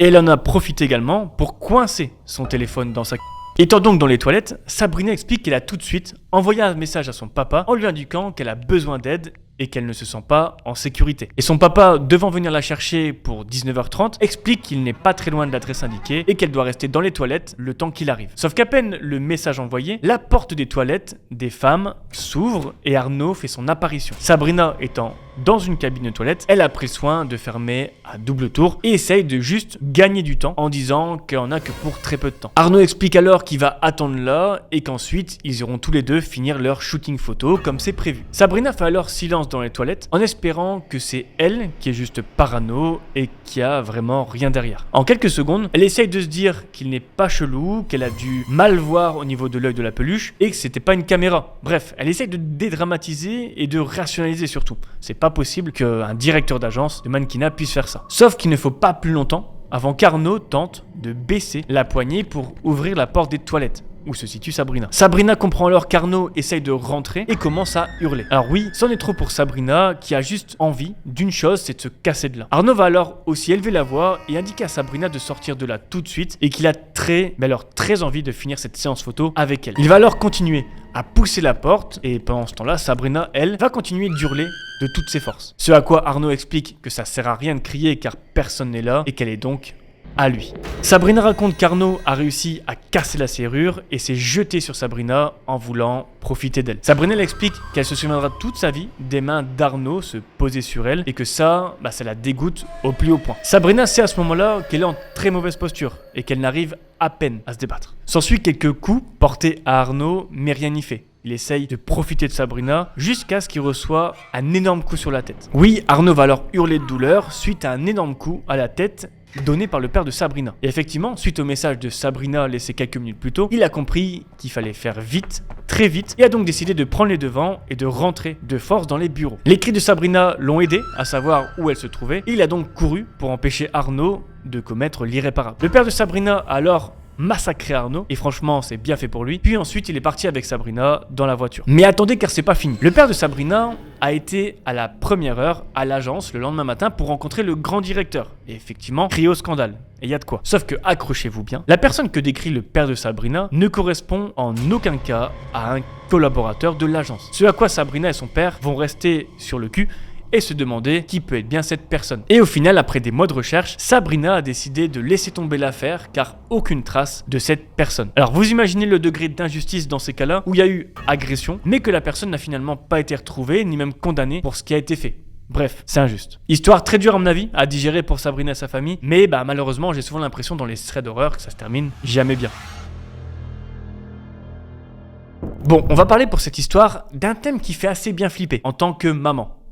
Papa, pardon. On va donc parler ici du cauchemar des parents et je vous en dis pas plus, vous allez voir ça assez vite parce qu'on va vite rentrer dans le sujet. Cette histoire, elle nous est présentée par Solène. C'est une Californienne de 34 ans qui travaille dans un cabinet dentaire. Elle fait ça depuis maintenant 7 ans et ça se passe plutôt bien. Son travail est à environ 35 minutes de chez elle, ce qui est assez loin, mais pas le choix. Elle explique qu'avant, elle habitait bien plus proche du cabinet dentaire, mais qu'avec son mari, elle a dû déménager il y a 6 mois de ça. Qui l'oblige donc à faire un peu plus de route chaque jour. Et donc un jour, alors qu'elle est en train de travailler, Solène est contactée par la crèche. Sa fille est malade et elle doit aller la chercher au plus vite. Bon, c'est des choses qui arrivent, donc elle informe la direction et passe le relais à sa collègue, puis s'en va. Solène se rend alors sur le parking qui entoure le cabinet, elle monte dans sa voiture, puis se dirige vers la sortie. Tout à coup, lorsqu'elle roule sur le trottoir, entre la fin du parking et la route, elle est surprise par une personne qui déboule devant elle. Cette personne, c'est un homme, et il est arrivé à toute vitesse. À tel point que Solène n'a rien vu venir. Solène raconte alors qu'elle était à 2 doigts de l'écraser malgré le fait qu'elle faisait très attention. Mais bon, pour elle, c'est peut-être la panique de devoir aller chercher sa fille malade qui l'a fait accélérer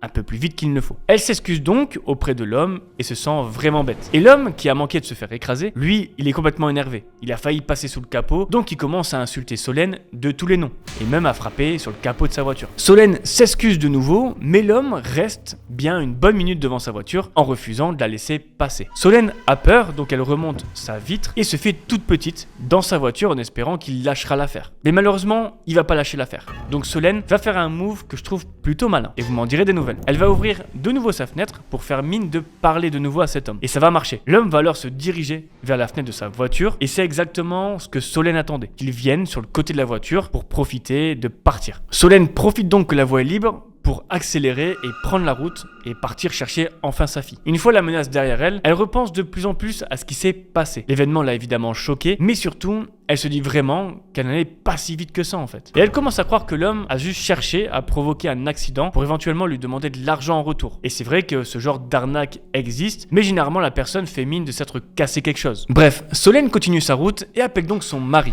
pour lui dire qu'elle va chercher leur fille à la crèche et lui raconter un peu ce qui vient d'arriver. Elle a besoin de décharger ce qu'elle a vécu. Bref, ils discutent, rien d'important à signaler et ils raccrochent tous les deux. Solène, au bout de 30 minutes de route, arrive devant la crèche et cherche une place sur le parking pour se garer. Sauf que pas de bol, il n'y a plus de place et doit donc se garer un peu plus loin dans une rue. Elle se gare puis va en direction de la crèche chercher sa fille. Et alors qu'elle tient sa fille sur elle jusqu'à rejoindre sa voiture, elle entend une voiture ralentir à son niveau. Et comme il n'y a pas de place dans la rue, c'est peut-être une personne qui attend que Solène s'en aille pour prendre sa place. Mais non, Solène, elle doit encore marcher une cinquantaine de mètres avant d'arriver à sa voiture, donc elle fait signe à la voiture qu'elle ne part pas. Sauf que la voiture continue de rouler à la même allure qu'elle, et évidemment Solène, elle a un peu peur, car vu ce qui s'est passé tout à l'heure, disons qu'elle n'est pas en full confiance dans sa tête. Et surtout avec sa fille maintenant dans les bras. Solène décide donc de faire mine de rien et d'installer sa fille dans sa voiture. Au moins elle sera en sécurité et elle verra si la voiture continue de rester là. Elle installe donc sa fille, puis en fermant la porte, eh bien pas de chance. La voiture est encore là, parallèle à sa voiture. Ce qui, nous explique Solène, va la bloquer certainement pour partir. Elle remarque que les vitres avant de la voiture sont teintées et elle décide, de toute façon elle n'a pas le choix, de toquer à la fenêtre de la voiture pour demander de bouger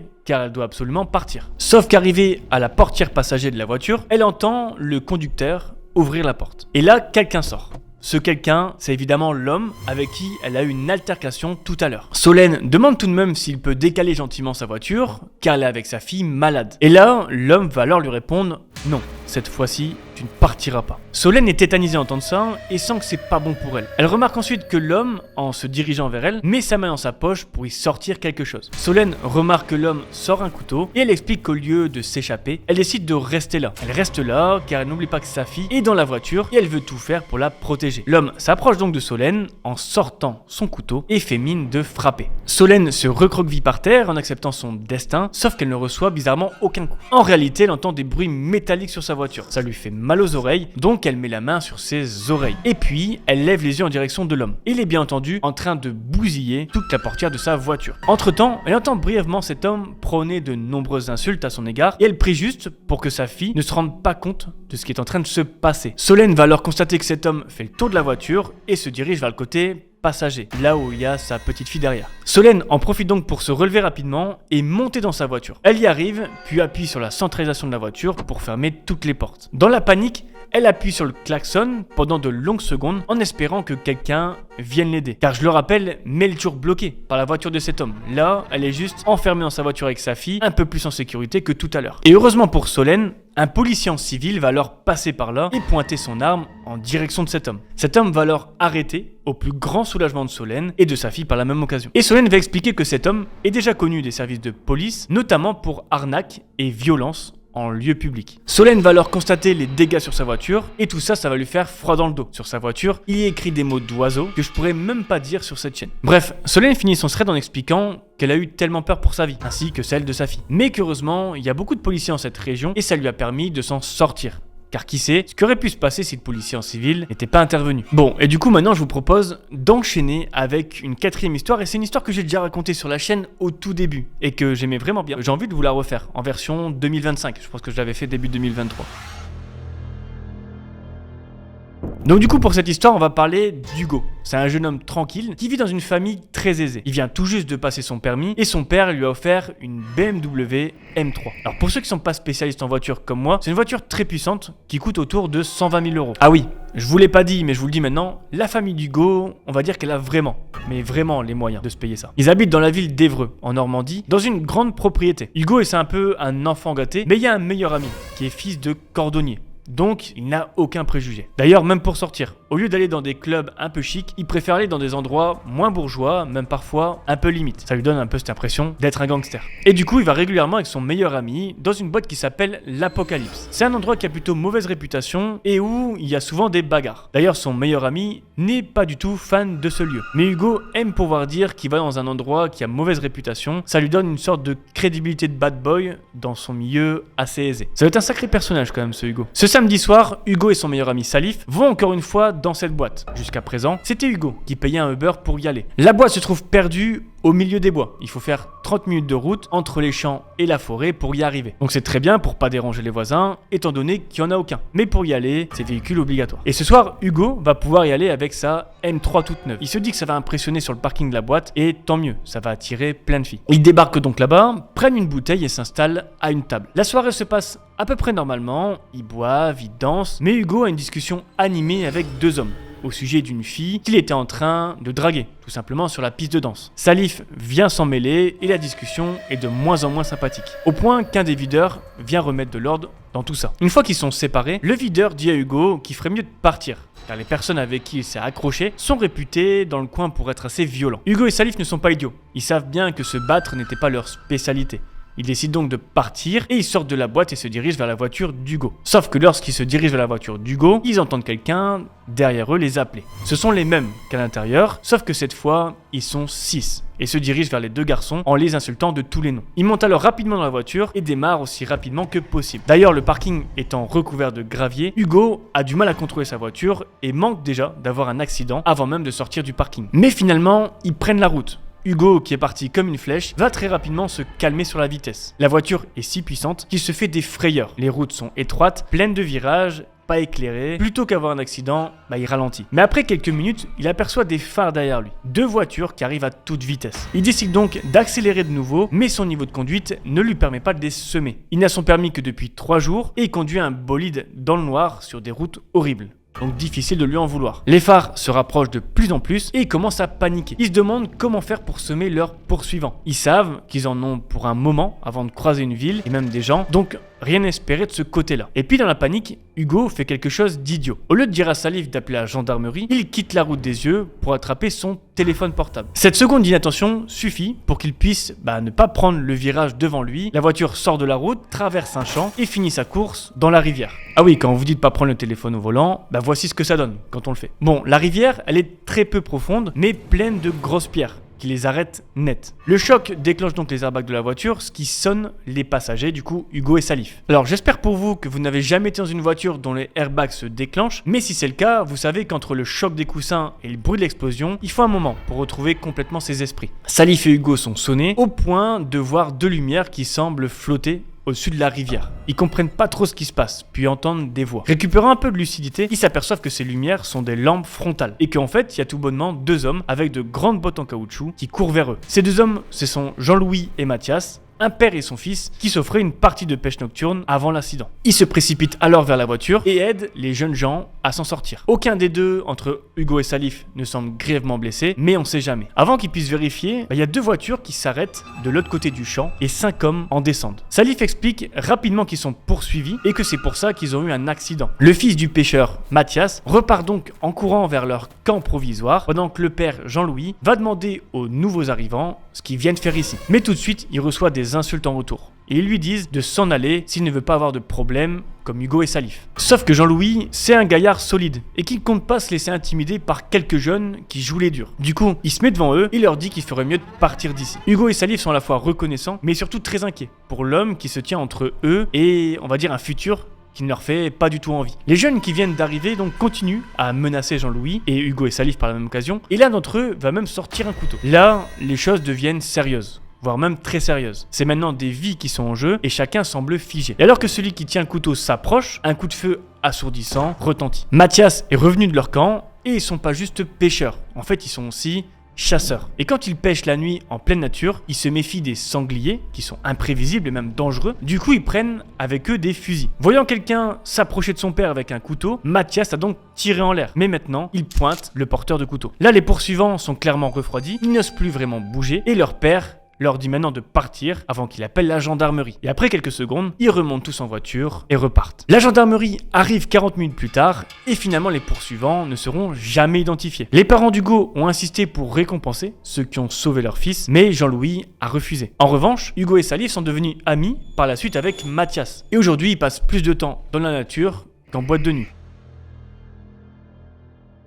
Bon, pour cette première histoire, vous allez voir que lorsque vous méfiez des arnaques en ligne, eh bien vous avez raison de vous méfier. On va parler de Thomas, qui nous raconte l'histoire terrifiante qu'il a vécue aux États-Unis. En même temps normal, c'est un Américain qui vient du Kansas. Thomas explique qu'il vivait une vie paisible avant cette histoire, comme quoi ça l'a bien traumatisé. Thomas raconte qu'il travaille dans un entrepôt. où il stocke et vend les tapis de son patron. Alors évidemment, il gagne pas très bien sa vie et du coup il explique qu'il ne part que très peu en vacances. Et en plus, à cette période, il est célibataire. Et donc partir en vacances tout seul, c'est moyen.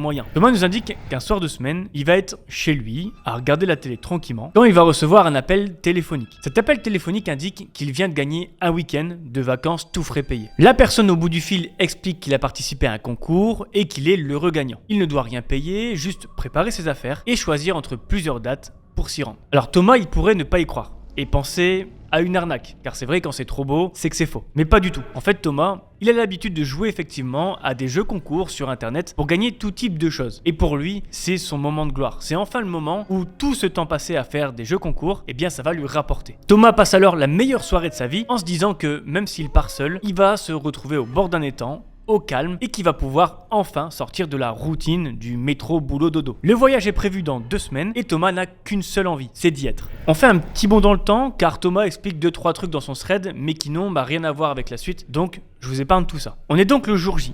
Thomas prend sa voiture et direction le logement réservé, rien que pour lui, situé à 3 heures de route. Thomas a reçu entre-temps toutes les informations pour rentrer dans un bungalow qui fera office de résidence pour tout le week-end. Et surprise pour Thomas, qui en débarquant sur les lieux, découvre une petite piscine et pas mal d'activités aux alentours. Donc Thomas il arrive le vendredi soir vers 20h30, et évidemment il a faim. Et du coup il se précipite pour ranger ses affaires pour le week-end et faire un tour au supermarché. Sauf qu'avant de partir, et par réflexe, il check le frigo, juste au cas où il y aurait un petit truc, un petit encas d'accueil si on peut dire. Et oui, Thomas découvre, à sa grande surprise, un frigo déjà rempli de plusieurs plats préparés qui ont l'air délicieux. Et ces plats il les connaît bien, car c'est ce qu'il a l'habitude de manger. C'est une marque américaine assez connue, et il est trop content, car ça lui évite d'aller au supermarché faire des courses. Et cerise sur le gâteau, un pack de 6 bières, de sa bière préférée, qui est posé également là, dans le frigo. Thomas remarque qu'elles ne sont pas fraîches et qu'elles viennent probablement d'être déposées là, il y a une petite heure peut-être, avant qu'il arrive. Mais franchement, c'est juste trop cool. Thomas va alors s'asseoir et manger tranquillement, ainsi qu'ouvrir une petite bière de sa marque préférée. Et alors qu'il est toujours sur un nuage, Thomas commence à avoir des étourdissements. Thomas ne peut pas être ultra précis sur ce qui s'est passé, mais il se souvient se lever et avoir la tête qui tourne assez fort. Il a ensuite entendu quelqu'un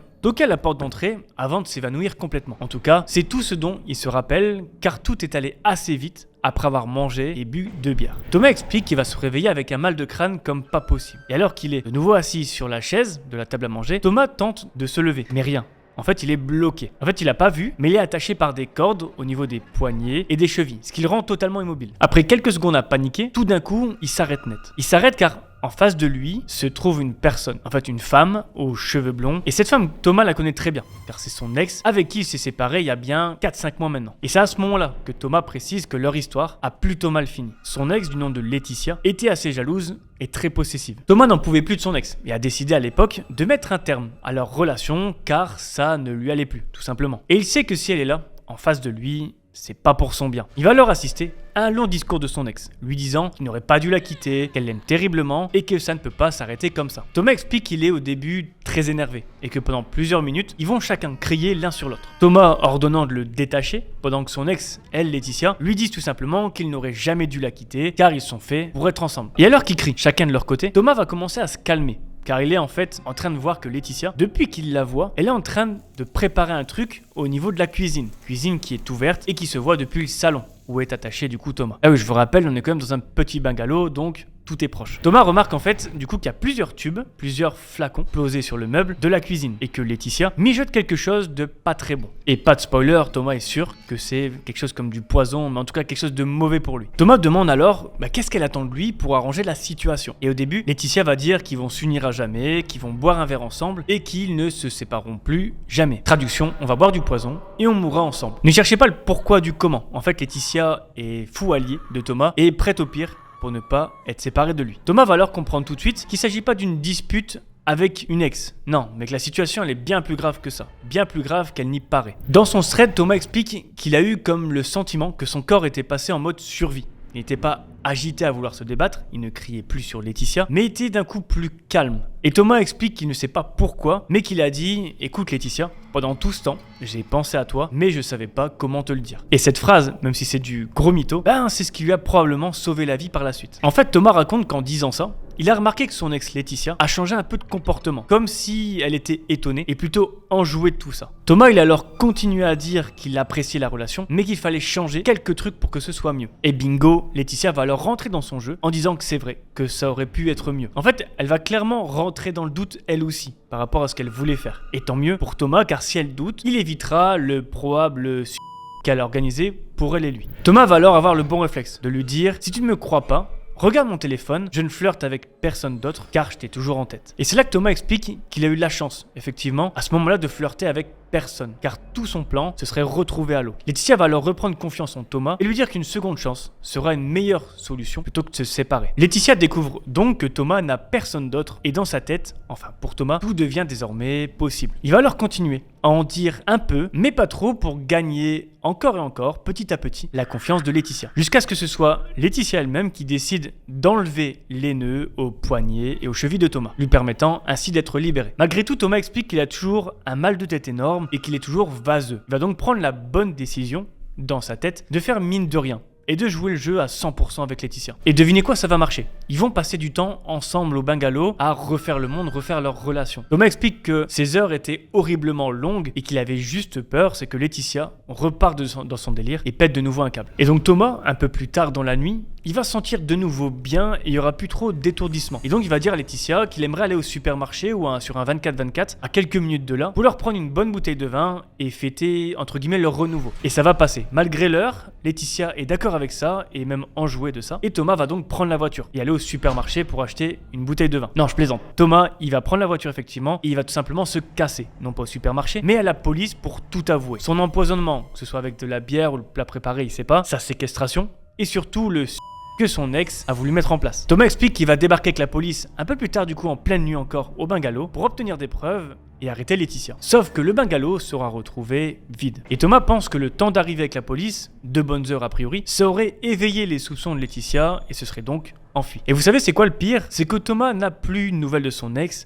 avant de longues semaines, avant qu'elle ne soit retrouvée et eu une interdiction d'approcher Thomas. Et Thomas, il va pas se voiler la face. En fait, tant qu'elle aura pas été retrouvée, il explique qu'il a dormi très très mal la nuit. Il avait peur en fait de se retrouver de nouveau attaché et de voir le visage de son ex en face de lui. Ah, et dernière chose pour ceux qui se posent la question. Oui, tout ce jeu concours qui a fait que Thomas il a gagné un week-end en vacances, en fait en réalité était bidon et organisé par son ex. Alors je dis ça au cas où vous ne vous en doutiez pas. Sur ce, je veux tout de suite en commentaire une note de 1 à 10 sur cette histoire. Moi perso je mets 8. J'aime vraiment bien le côté revanche de son ex. Donc voilà. Maintenant, je vais vous présenter une toute petite histoire, courte mais intense. On retrouve pour cette histoire 7 enfants. Et ces 7 enfants ont la particularité d'être de la même famille. C'est des cousins et des cousines. Enfin, c'est Sébastien, ici, qui raconte l'histoire et qui explique que c'est l'anniversaire de sa tante. Et donc, ils sont réunis tous ensemble. Et donc, naturellement, durant cet après-midi, ces 7 cousins-cousines, ils jouent ensemble dans la maison de papy-mamie, là où se passe l'anniversaire de la tante. Et 7 enfants, entre 8 et 14 ans, vous le savez, ça fait du bruit. Et surtout, ça a besoin d'espace. Et ça tombe bien car, pas loin de chez papy-mamie, il y a un espace vert. Un parc assez grand pour que chacun puisse enfin se défouler. En plus, Sébastien, qui est le plus grand des cousins par la même occasion, explique que la ville où ils sont est très safe et qu'ils ne craignent vraiment rien. Les parents ont donc naturellement autorisé leurs enfants à aller jouer au parc 1 heure ou 2 le temps que vienne le gâteau d'anniversaire. Et quand le gâteau d'anniversaire sera servi, les parents appelleront Sébastien, parce que c'est le plus grand, pour leur dire de rentrer avec ses cousins-cousines. Bon, jusque-là, après-midi normal pour toute la famille qui se réunit. Et ça va continuer. Les cousins-cousines sont tous fous et s'amusent comme des dingues dans le parc. Ils jouent au cache-cache et ils se marrent tellement bien ensemble qu'ils font pas attention à qui passe ou les observe dans le parc. Et en effet, Sébastien qui est le plus grand remarque en jouant qu'il y a un adulte qui est assis sur un banc qui les regarde depuis pas mal de temps. Le banc est assez loin quand même de la zone où ils sont en train de jouer, mais quand même. Ça pourrait juste être un habitant de la ville qui passe du bon temps un dimanche après-midi dans un parc, mais Sébastien, quand il raconte cette histoire, il dit « J'aurais dû sentir qu'il y avait quelque chose d'étrange au fur et à mesure de l'après-midi lorsqu'on jouait à cache-cache avec mes cousins. » Sur ce, alors qu'ils jouent tranquillement, un appel des parents intervient. Le téléphone de Sébastien vibre et c'est donc les parents qui indiquent que le gâteau d'anniversaire est sur le point d'être servi et qu'ils doivent rentrer tout de suite. Sébastien indique qu'ils finissent leur partie et qu'ils reviennent aussitôt sur la route pour revenir. Les 7 cousins-cousines sont toujours dans l'excitation. Ils chantent alors tous ensemble quand l'un des enfants va toquer à la porte d'une maison puis dire à tout le monde de courir. Alors j'en ai déjà parlé un petit peu sur cette chaîne, ce jeu qu'ils sont en train de faire c'est un jeu un peu con mais trop marrant que moi j'ai déjà fait quand j'étais plus jeune aussi. On toque à la porte ou on sonne puis on court pour pas se faire attraper frappé ou engueulé par la personne qui va ouvrir. Ah, je vous l'ai dit, on n'est pas forcément malin quand on est petit. Et comme il y a une petite dizaine de minutes de route jusqu'à la maison de papy-mamie, tous les 7 enfants, incluant Sébastien, vont se prêter au jeu. Ils sonnent aux portes, ils partent en courant, ils s'arrêtent pour rigoler, puis un des 7 cousins-cousines retoque à une porte, etc., etc. Sauf qu'au bout d'un moment, ils vont toquer à tellement de portes qu'en fait ça va plus s'arrêter. Ils vont toujours courir jusqu'à la maison de leur papy-mamie. Et le problème, c'est qu'en arrivant à la maison, ils vont se rendre compte qu'ils ne sont plus 7, mais 6. Le petit dernier, Matteo, n'est plus là. Et pourtant, Sébastien est sûr de l'avoir vu il y a à peine quelques minutes en train de courir avec eux. Vous l'imaginez bien que Sébastien, à ce moment-là, il est terrifié d'avoir perdu son cousin. Et surtout, il se rend responsable car c'est le plus grand et c'est à lui de prendre soin, entre guillemets, de ses plus petits cousins-cousines. Les parents s'inquiètent alors et vont tous se mettre à chercher le petit Matteo. Et à ce moment-là, les premières minutes, il y a de la panique, mais pas tant que ça. Et je le répète, ils sont dans une petite ville bien tranquille, donc aucune raison qu'il se soit passé un drame. Les enfants et les parents vont leur refaire toute la route qu'ils ont fait depuis le parc, mais finalement rien. Même les parents vont toquer aux portes pour demander des informations, s'ils n'ont pas vu un petit garçon seul dans la rue. Mais rien. Ce n'est qu'au bout d'1h30 qu'on va enfin avoir des nouvelles de Matteo. Sébastien explique qu'après avoir refait 3 allers-retours entre la maison de leur papy-mamie et le parc, ils vont alors fouiller le parc de fond en comble. Et c'est ici qu'on retrouvera le petit Matteo, recroquevillé dans un coin du parc. Tout le monde va être évidemment soulagé de l'avoir retrouvé, c'est vrai, mais il y a quelque chose qui cloche. Sébastien il remarque tout de suite que Matteo n'est pas seulement apeuré d'être tout seul dans un parc alors qu'il commence à faire tard. Non, son visage il est blanc, il est livide et tout ça ne laisse rien présager de bon. Les parents et les cousins-cousines vont alors ramener le petit Matteo à la maison et pas un mot sera prononcé par Matteo, pas un seul. Et Sébastien explique que cette histoire s'est déroulée il y a 12 ans, maintenant en 2013, et que depuis Matteo a drastiquement changé, et qu'il n'est plus du tout le bon et gentil cousin qu'il a connu. Sébastien explique qu'il ne rentrera pas dans les détails sordides, mais il explique que Matteo a aujourd'hui 19 ans et qu'il ne le voit jamais en repas de famille, et qu'il sait de source sûre qu'il fume des trucs pas très légaux. Et pour Sébastien, il s'est forcément passé quelque chose cet après-midi-là. Et ce qu'il regrette par-dessus tout, c'est que lorsqu'il jouait à cache-cache avec ses cousins, il avait ressenti une ambiance particulière. Peut-être due à cet homme qui les observait ou peut-être à cause d'autre chose. Mais pour lui, c'est clair, c'était forcément son 6e sens qui lui disait qu'il fallait vite partir. Malheureusement, c'était trop tard et le mal a frappé entre guillemets sur Matteo, qui n'a jamais expliqué ce qui s'était passé ce jour-là. Bon, paye ton ambiance maintenant. Hein. Cette histoire, je vous l'avoue, elle m'a marqué pas mal car j'avais l'habitude avec ma famille de faire ce genre de jeu. Et quand je vois que ça a mal tourné, ça fait vraiment froid dans le dos. Bon, en tout cas, merci à Sébastien d'avoir raconté ça. Je suis sûr que beaucoup d'entre vous ont aimé. Et vous inquiétez pas, on enchaîne sur une 3e histoire. Pour cette 3e et dernière histoire, on va parler d'un couple vivant dans le Pays de la Loire. Et on va surtout parler de Charlotte, car l'histoire va tourner principalement autour d'elle. Charlotte, elle a 36 ans. Et elle explique qu'elle a acheté, avec son mari Joris, un grand manoir dans les Pays de la Loire pour ceux qui se sont déjà endormis après 3 histoires. Joris et Charlotte ont entièrement rénové ce grand manoir pour en faire quelques chambres d'hôtes. Charlotte explique qu'ils ont un domaine assez grand avec des jardins permettant à n'importe qui, n'importe quel couple de se promener et de se relaxer comme il se doit. Et au-delà du fait que le projet a l'air sympa, eh bien force est de constater pour notre couple que ça marche plutôt bien. Il y a beaucoup de monde qui viennent séjourner quelques nuits chez eux et c'est plutôt pas mal comme début, surtout en été. Et un beau jour, Charlotte raconte qu'elle va recevoir une réservation d'un client qui souhaite réserver pour 2 nuits. Et ça tombe bien car elle est en basse période, c'est l'hiver à ce moment-là que ça se passe et que naturellement ces temps-ci, elle a un peu moins de monde. Elle précise qu'elle est en revanche complète quand on arrive les périodes d'été. C'est vraiment un contraste entre les deux. Charlotte s'assure alors bien que la chambre est prête, elle peaufine les derniers détails et c'est tout bon pour accueillir cette personne. Elle envoie ensuite manuellement un message comme elle le fait d'habitude à son client pour le remercier de lui avoir fait confiance et que sa chambre est prête pour demain. Et pour le coup, on est bien loin des hôtels ou des Airbnb très automatisés dans les réponses. Il y a une vraie touche d'humain et ça fait plaisir. Quelques minutes plus tard, le client lui répond alors qu'il compte arriver le lendemain vers 18h, tout juste pour s'installer tranquillement et manger. Et petite précision dans son message, c'est qu'il dira qu'il sera seul. Sur le coup, c'est la première fois que Charlotte reçoit ce type de message. Mais elle rationalise assez vite en se disant qu'il dit peut-être ça pour éviter qu'elle fasse les choses en doublon. Par exemple, double serviette à préparer, double peignoir, bref, vous comprenez. On arrive donc au lendemain. Il est 18h et le client arrive comme prévu. C'est un homme tout à fait classique, environ 1m80, vêtu d'un costard et avec les cheveux courts, c'est tout. Charlotte précise qu'elle gère le plus souvent les chambres d'hôtes seule car son mari est obligatoirement sur Paris du mercredi au vendredi. Le reste, il est en télétravail et peut donc aider plus facilement Charlotte dans leurs projets. Mais c'est vrai que globalement, Charlotte, c'est plus elle qui s'en occupe. Et donc elle est seule, souvent avec les clients. Charlotte accueille donc son client qui est plutôt sympathique et chaleureux au premier abord. Cet homme est très avenant et se présente sous le nom de Charles. Il indique que la demeure est très belle, tout comme sa propriétaire. Attends quoi ? Oui, Charles, le client de Charlotte, vient de dire au bout de quelques minutes cette remarque. Alors oui, ça bouleverse un petit peu Charlotte qui clairement ne s'attendait pas pas du tout à ça. Elle a donc le réflexe de sourire nerveusement et de l'accompagner au premier étage, là où se trouve sa chambre pour les 2 prochaines nuits. Charles, le client, prend alors ses affaires et la suit. Et vous savez, dans ces moments-là, on fait tous preuve d'un minimum de respect en suivant la personne. Enfin, je sais pas si vous voyez ce que je veux dire, mais en clair, Charlotte, elle remarque que ce client marche à côté d'elle d'une manière assez proche. Et ça, elle avoue que d'avoir un client qui est très proche d'elle par rapport à d'habitude, ça aurait dû, à ce moment-là, lui éveiller quelques soupçons. Et pour donner un exemple concret, lorsque Charlotte présente la salle de bain qui n'est pas très grande, elle explique qu'elle rentre dans cette salle de bain et une fois avoir présenté la douche et le reste, elle se retourne pour sortir. Sauf que Charles se trouve face à elle au niveau de la porte. Mais elle explique ce sentiment étrange, très étrange de passer la porte et de voir que Charles ne s'écarte pas tant que ça pour la laisser passer, dans probablement le seul et unique but de se frotter à elle. Mais encore une fois, Charlotte essaye de détendre l'atmosphère, elle sait que ça doit arriver, d'avoir parfois des clients un peu spéciaux,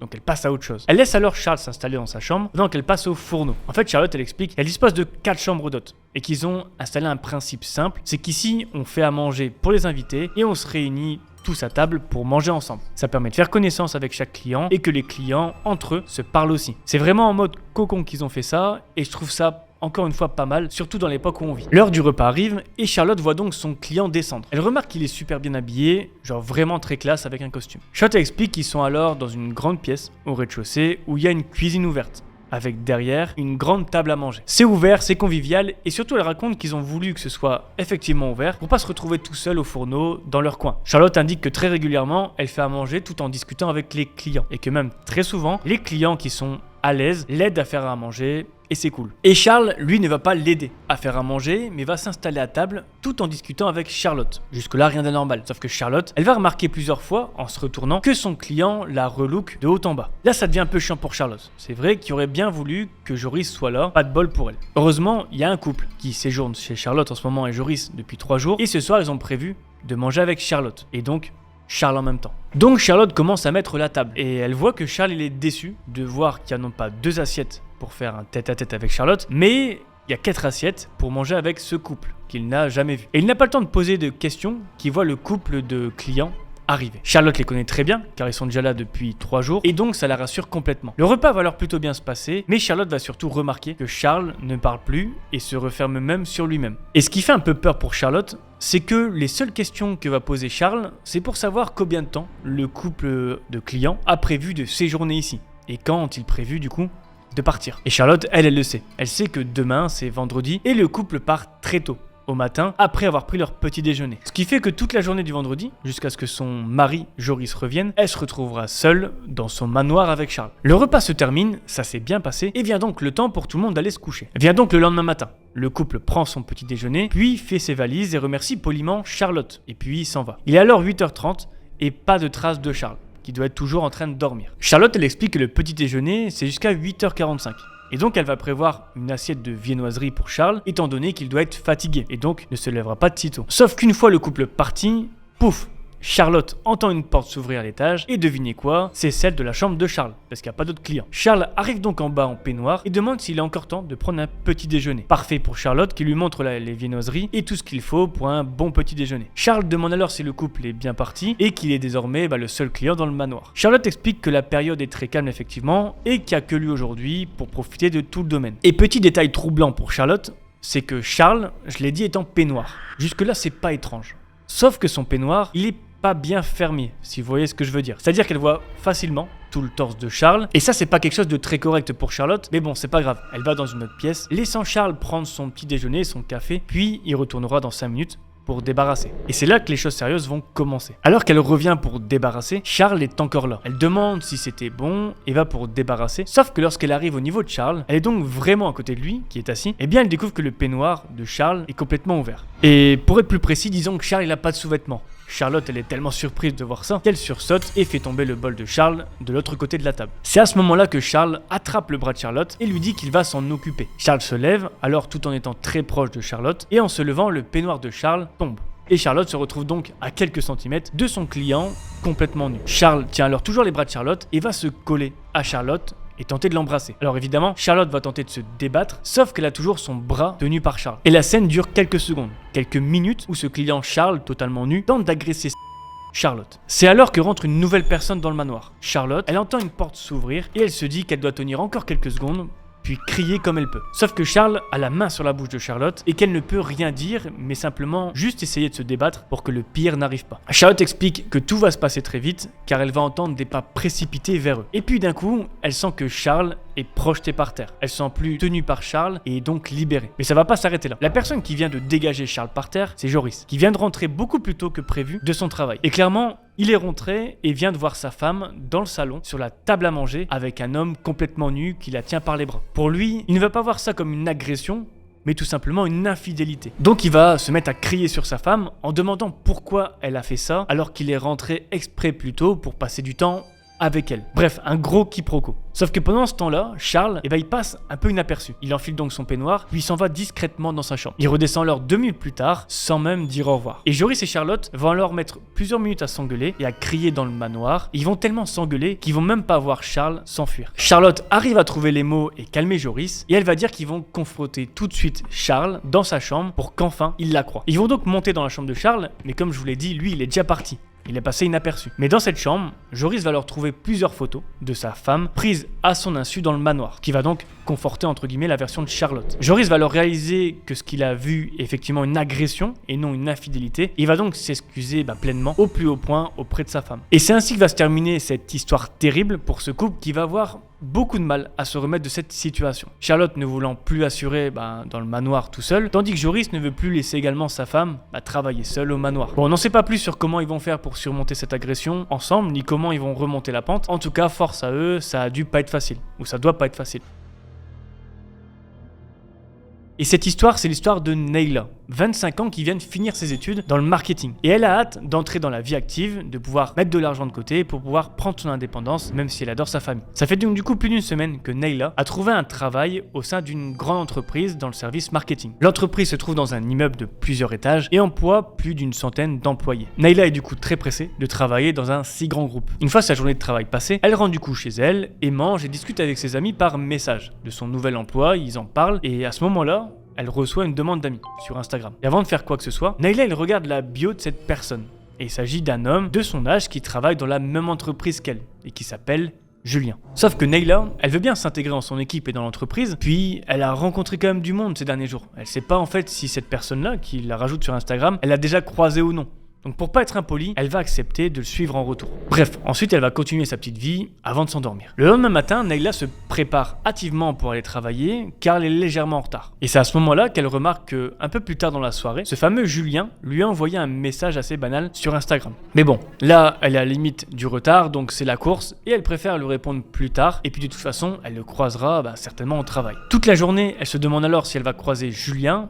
Mais non, elle a surtout croisé un homme d'entretien qui a beaucoup rôdé autour de son bureau, mais pas de Julien en vue. Elle croise aussi plusieurs nouvelles têtes, mais en tout cas jamais la même tête que la personne qui l'a ajoutée sur Instagram, ce fameux Julien. Une fois de retour chez elle, elle décide enfin à lui répondre et ils commencent à discuter. Alors c'est une discussion assez banale au début, mais petit à petit Neyla sent que cet homme commence à entrer dans une démarche de séduction. Mais avant d'elle aussi entrer dans ce jeu, elle essaie d'en apprendre un peu plus sur lui. La discussion commence même à être une sorte d'interrogatoire de la part de Neyla. Et voilà, elle lui demande s'il travaille dans l'entreprise depuis longtemps et dans quel service il se trouve. Parce que elle l'a jamais vu. Sauf que Julien, il ne lui donne que des réponses assez approximatives et change rapidement de sujet quand Neyla parle de travail. Julien va même lui demander davantage de photos, des photos de Neyla. Et justement, Neyla, elle trouve ça plutôt gênant et refuse poliment. Après plusieurs jours de discussion avec Julien et plusieurs jours de travail, Neyla, elle décide de montrer les photos de Julien à une collègue assez proche d'elle et qui en plus est dans l'entreprise depuis 2 mois. Mais sa collègue lui répond qu'elle ne l'a jamais vu. Les bureaux sont pourtant en open space et que pourtant, il y a beaucoup de monde qui se croise et c'est bizarre de ne pas l'avoir encore rencontré. Mais ce qui est encore plus étrange, c'est que sa collègue lui dit qu'elle n'a jamais entendu parler du service dans lequel travaillerait Julien. Et elle ajoute que le seul Julien qu'elle connaisse, c'est l'homme d'entretien, c'est tout. Neyla est alors un peu confuse et se dit que sa collègue n'étant présente que depuis peu dans la société, ne le connaît sûrement pas. Le lendemain, Neyla est tellement stressée qu'elle va commencer à prendre les devants pour enfin savoir qui est ce fameux Julien. Donc du coup, de retour, toute la journée, elle voit l'homme d'entretien faire beaucoup de va-et-vient près de son bureau. Et elle s'interroge, est-ce que ce serait pas finalement lui, Julien? Mais elle se ressaisit, c'est pas possible, ils ont pas le même âge, ils ont pas la même tête sur Instagram. Donc voilà, normalement c'est forcément quelqu'un d'autre. L'heure fatidique de leur rendez-vous approche et elle n'a toujours vu personne. L'heure est même dépassée depuis 30 minutes quand Neyla, triste et déçue, décide de rentrer chez elle et voit toujours ce même homme d'entretien sur le parking de la société. Il est à côté de la voiture de Nayla. Nayla dit simplement bonjour de loin et rentre chez elle. Un peu énervée de s'être fait poser un lapin par quelqu'un qu'elle ne connaît même pas. Julien arrive tout de même à s'excuser par message et lui dit qu'il se rattrapera le lendemain car elle dit l'avoir aperçu, mais comme Nayla était avec des collègues, il n'a pas osé venir. Et surprise quand elle arrive le lendemain à son bureau, elle y voit un beau bouquet de fleurs signé Julien. Étant donné que beaucoup de collègues ont vu les fleurs, elle demande toutes de qui elles viennent. Elle répond que c'est Julien qui travaille ici, mais encore là, personne ne connaît ce service ni cette personne. Clairement, il n'existe pas. La journée passe et Nayla commence à avoir mal à la tête, car l'homme de ménage travaille toute la journée proche d'elle avec du Javel. Mais elle tient le coup, grâce à un Doliprane, et finit tranquillement sa journée de travail. Puis l'heure arrive. Elle part de son bureau pour aller vers sa voiture, au sous-sol. Son bouquet et son sac à la main gauche et ses clés de voiture dans la main droite. Puis elle s'approche de sa voiture. Quand quelqu'un la plaque au mur et lui pose la main sur la bouche. Nayla reconnaît tout de suite l'odeur de Javel sur les mains. Elle n'a aucun doute, c'est l'homme de ménage. Elle se débat et appuie sur tous les boutons de sa clé de voiture pour tenter de mettre l'alarme en route. Et elle y arrive. Dès que l'alarme retentit, l'homme la relâche aussitôt et s'enfuit. Le compte de Julien est alors désactivé et plus personne ne verra Julien venir dans l'entreprise. On ne sait pas si Nayla a porté plainte ou si elle a quitté l'entreprise, mais c'est un peu un problème de catfish, c'est-à-dire des personnes qui utilisent des photos d'autres personnes et usurpent leur identité pour des fins un peu malveillantes. On a un peu l'impression effectivement de se faire berner, mais là ça a même été plus loin. Bref, cette histoire c'était une histoire que ma copine avait racontée il y a très longtemps sur la chaîne et je voulais la refaire parce que du coup moi je l'avais jamais racontée et du coup je la découvrais en même temps que vous. Et pour cette histoire, on va parler de Léa, une femme de 19 ans, vivant dans un appartement à Rennes. Coucou les Bretons. Elle explique donc qu'elle s'est installée à Rennes depuis le début d'année car elle est rentrée à la fac. Et étant donné que ses parents vivent en campagne, c'est mieux pour elle qu'elle soit en plein centre de Rennes pour éviter de passer 2 heures par jour dans les transports en commun. Léa nous indique donc qu'elle a un appartement depuis quelques mois, au moment des faits. Elle a découvert une annonce sur Le Bon Coin qui lui a fait clairement de l'œil. Un petit 2 pièces, 45 mètres carrés, et idéalement situé près de la fac, donc banco. Elle y va. Elle a donc contacté le propriétaire des lieux pour faire une visite et ensuite déposer son dossier avec ses parents. Léa nous indique que son appartement est assez atypique et qu'il est situé dans un immeuble de 2 étages. Un rez-de-chaussée où il y a un salon de beauté, un premier étage avec un appartement et un second étage avec un autre appartement. L'appartement que Léa visite, c'est celui au 2e étage. Et elle fait la remarque comme quoi c'est accessible uniquement via les escaliers. C'est important pour la suite. Bref, du coup, Léa nous raconte que ça fait quelques mois qu'elle vit sa vie d'étudiante à fond. Elle travaille beaucoup la semaine, puis en week-end, elle profite pour se lâcher et sortir avec ses amis. Elle fait alors la rencontre naturellement de son voisin, situé au 1er étage. C'est un homme d'une trentaine d'années et célibataire. Léa explique qu'au premier abord, il est sympa, il dit toujours bonjour, au revoir quand ils se croisent. Un soir, Léa explique qu'elle est partie alors en soirée avec des amis. Et la fête va s'éterniser toute la nuit. Léa a passé la soirée à enfiler des verres avec des amis et elles ont même fini en boîte de nuit. Bref, soirée au top pour Léa à ce moment-là. Sauf que lorsqu'elle va rentrer, ça va pas se passer comme prévu. Léa étant alcoolisée, elle explique qu'elle a pris un Uber pour rentrer comme à son habitude. Il est aux alentours de 4h du matin quand celle-ci arrive devant la porte d'entrée de son immeuble et va pour ouvrir la porte. C'est une grande et ancienne porte qui donne accès au hall d'entrée, où il y a un passage qui mène aux escaliers. Léa monte alors le premier escalier, amenant jusqu'au palier du 1er étage, quand soudain, elle remarque qu'au bout de ce palier, il y a quelqu'un. Et ce quelqu'un, c'est pas n'importe qui, c'est son voisin forcément du 1er étage, qui est là, immobile, face à sa porte d'entrée. À ce moment-là, Léa ne parle pas et reste silencieuse. Elle constate que son voisin respire assez fort et qu'il a l'air dans un état second, comme s'il était un peu zombifié. Léa raconte qu'elle va tout de même demander si ça va, mais pas de réponse de son voisin.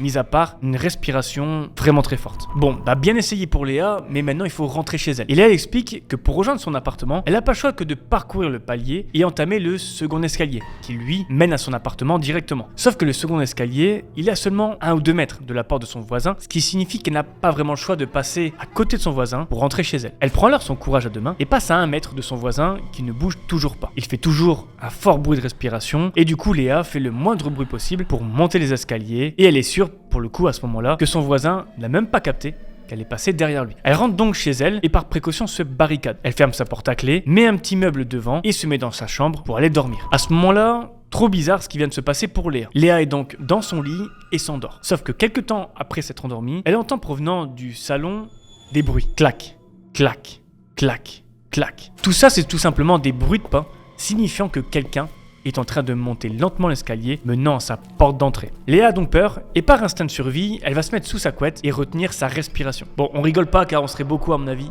à avoir ce réflexe. Léa reprend ensuite ses esprits et sort la tête de sa couverture. Elle tend l'oreille et espère ne plus entendre personne. Elle explique elle-même qu'elle espère qu'elle a juste entendu son voisin faire beaucoup de bruit dans les escaliers, menant à dehors plutôt que vers la porte de son appartement. Elle attend donc plusieurs minutes sans entendre de bruit venant de sa porte d'entrée. Elle rejoint alors sa porte d'entrée et se dit alors qu'il n'y a plus personne devant et qu'elle va tout de même vérifier que personne n'est caché derrière sa porte. Sauf qu'au même moment, en étant devant sa porte, elle entend un clic. C'est le bruit de sa poignée de porte qui vient de se baisser. La théorie de Léa tombe à l'eau et il y a donc bien, à quelques centimètres d'elle, derrière la porte, son voisin ou même peut-être une autre personne encore qui tente de rentrer chez elle. Léa pousse alors un énorme cri et tape à la porte, puis se barricade et s'enferme à double tour dans sa chambre. Elle va ensuite passer 3 heures à paniquer dans sa chambre et pas dormir de la nuit. Elle ressortira du coup de sa chambre au petit matin et heureusement, il n'y aura plus personne devant la porte d'entrée de son appartement. Et que s'est-il passé ensuite? Eh bien, Léa raconte qu'elle a été traumatisée par cette soirée et qu'elle n'a même pas osé parler à son voisin de ce qu'elle a vécu ce soir-là. Surtout que lorsqu'elle l'a croisé un soir en rentrant chez elle, son voisin était tout sourire aux lèvres devant elle. Comme si, vraiment, il savait même pas ce qui s'était passé quelques nuits plus tôt. Et ce qui a pour autant traumatisé Léa. Bref, Léa va alors prendre sur elle et se dire qu'il devait être sous l'effet d'une drogue et qu'elle espère que c'était juste une seule fois. Et si Léa explique qu'elle n'a pas déménagé ni quoi que ce soit, c'est aussi parce que, hormis cette soirée, où il ne s'est finalement rien passé pour elle, son voisin, il a toujours été gentil avec en fait. Et du coup, c'est très compliqué pour Léa de savoir si cette nuit-là, elle était vraiment en danger ou non. Et je me suis demandé en lisant cette histoire, effectivement, pourquoi elle n'a pas appelé les flics ni le proprio pour juste rapporter ce qui s'est passé. Mais je pense que Léa, elle était entre guillemets assez proche de son voisin pour se dire, c'était juste un écart et d'habitude il est toujours bien en fait. Et finalement, il s'est pas passé grand chose. Bon, bref, fin de cette première histoire, qui j'espère vous a plu. En tout cas, restez bien avec moi, car on enchaîne tout de suite avec une seconde histoire. Bon, pour cette seconde histoire, on va aller directement en Californie, direction une petite ville de la West Coast. Et on va retrouver un certain Nicolas. Nicolas, c'est quelqu'un qui vit dans une petite banlieue californienne et plus précisément dans un quartier assez sympa. Si j'ai bien compris, il habite dans un cul-de-sac où ça fait une sorte de bulle, de grand espace et il y a plein de maisons autour. Ce qui fait qu'il y a beaucoup d'enfants qui peuvent sortir et jouer dans le quartier en étant sous la surveillance de tous les parents de leur maison. Nicolas explique qu'il se sent, ou se sentait, très en sécurité dans ce quartier jusqu'à ce qu'il lui arrive une dinguerie. Et du coup, comme il se sentait très en sécurité, il a pris l'habitude avant de dormir dans sa chambre au rez-de-chaussée avec sa fenêtre entrouverte. Il vit en Californie et comme en été il fait très chaud, ça lui permet de pas étouffer tout simplement dans sa chambre. Sauf qu'un soir, Nicolas nous raconte qu'il est chez des amis, il a été invité pour prendre l'apéro et manger. Donc il va là-bas et passe une excellente soirée. Vient donc 23h et il est temps pour Nicolas de rentrer chez lui. Et comme c'est samedi soir, il ne travaille pas le lendemain et va donc décider de finir sa soirée devant Netflix, sur son rétroprojecteur. Il anticipe le fait de s'endormir devant Netflix, comme beaucoup d'entre nous, donc il ouvre tout de suite la fenêtre de sa chambre pour faire entrer de l'air frais. Il lance alors un épisode de sa série préférée et c'est parti. Et alors qu'il regarde sa série, Nicolas est surpris de voir une lumière dans sa vision périphérique. Et en effet, Nicolas voit apparaître une lumière au niveau de sa fenêtre. Alors pas de panique, c'est pas un fantôme, mais simplement sa haie de jardin qui est éclairée devant la fenêtre de sa chambre. Et ça veut principalement dire une chose, c'est que la lumière automatique au-dessus de sa porte d'entrée s'est déclenchée. Ce qui veut dire qu'il y a quelqu'un qui vient de passer devant chez lui et qui était trop proche de sa porte d'entrée, ce qui a déclenché la lumière. Nicolas va alors jeter un coup d'œil pour savoir si c'est pas quelqu'un qui squatte devant chez lui au cas où. Mais non, il y a personne, ce qui confirme la première théorie, comme quoi c'est juste un passant qui est passé trop proche de l'allée de Nicolas. Après tout, c'est samedi soir, donc c'est à coup sûr un de ses voisins qui rentre de soirée ou quelque chose comme ça. C'est le plus logique en tout cas. Bref, quelques minutes plus tard, Nicolas commence à être fatigué et décide de passer aux toilettes avant d'aller se coucher. Lorsqu'il revient des toilettes, il éteint son projecteur puis se remet dans son lit. Il prend son téléphone avant de se coucher car il a oublié de passer une commande importante. Il est donc tranquillement sur son téléphone lorsqu'il a l'impression qu'un truc n'est pas habituel dans son champ de vision. En clair, il regarde l'écran de son téléphone, mais il a comme l'impression de voir un visage ou l'ombre d'une tête par la fenêtre. Sur le coup, Nicolas ne bouge pas et fait le bon move de faire semblant de n'avoir rien vu et de faire mine de continuer sur son écran. Et Nicolas ne fait pas ça par hasard, car il est juste en train de faire la manip qu'il faut pour mettre le flash sur son téléphone. Et ça éclairera bien évidemment comme il faut la fenêtre, et au moins il saura vraiment s'il y a une tête qui est dans l'obscurité juste derrière sa fenêtre. Nicolas lance le flash, mais rien. Il n'y a aucune tête, et se dit que finalement ça devait juste être une ombre en forme de tête et puis basta. Un peu trop serein à mon goût, Nicolas. Il met donc son téléphone sur la table de nuit et s'endort tranquillement. Moi je serais pas tranquille. Bref, on se retrouve donc quelques minutes plus tard. Alors que Nicolas dort à point fermé, mais il est réveillé par un bruit provenant de sa fenêtre. Nicolas explique qu'il est à ce moment-là dans les vapes, mais qu'il ouvre ses yeux en direction de la fenêtre pour regarder d'où ça peut venir. Et à défaut de voir quelque chose, Nicolas explique qu'il entend toujours un bruit un peu métallique. Et ce bruit métallique, c'est en fait sa fenêtre qui s'ouvre légèrement, et donc qui fait un peu de bruit. C'est alors qu'il a à peine le temps de réaliser que sa fenêtre est en train de s'ouvrir, qu'il voit une jambe de quelqu'un qui passe par la fenêtre. Il voit en effet une jambe passer par sa fenêtre, puis une seconde jambe. En quelques secondes, Nicolas est passé d'entendre quelques bruits bizarres à voir un intrus enjamber clairement sa fenêtre. Et tout se passe très vite. Nicolas a à peine le temps de sortir de son lit pour se défendre que l'intrus est déjà dans sa chambre et se jette sur lui. Il explique qu'il est vite neutralisé par l'individu qui est entré chez lui et comprend clairement qu'il n'a pas affaire à un simple voyou. Nicolas a le temps d'hurler à l'aide car il sait il ne gagnera pas le combat avec cet individu. C'est alors que l'agresseur de Nicolas met sa main sur sa bouche pour l'empêcher de crier et se met à l'étrangler. Et tout s'arrête là pour Nicolas.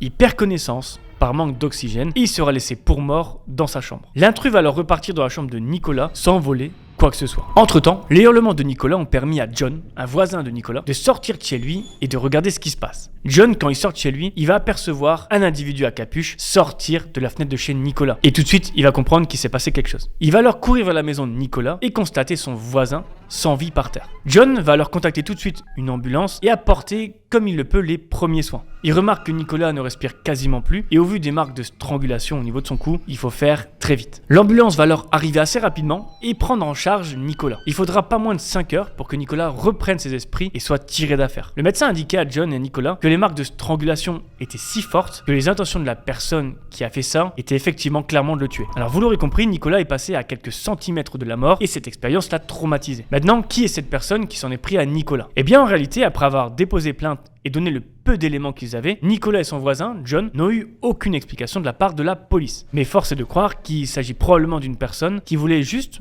rentrer chez quelqu'un et tuer. Et c'est ça qui est horrible dans cette histoire, en plus de l'expérience terrifiante de Nicolas, c'est qu'une personne se baladait en pleine Californie dans le simple but de trouver quelqu'un et de le massacrer. Bon, fin de l'histoire. Je sais pas vous, mais j'ai imaginé cette histoire dans le quartier de San Andreas, dans GTA 5 si je me trompe pas, ou GTA 4. Ça fait un peu un quartier rond avec toutes les maisons autour et donc ça m'a vraiment mis dedans. Bon, vous me dites de votre côté en commentaire ce que vous en avez pensé. En attendant, je démarre la dernière histoire.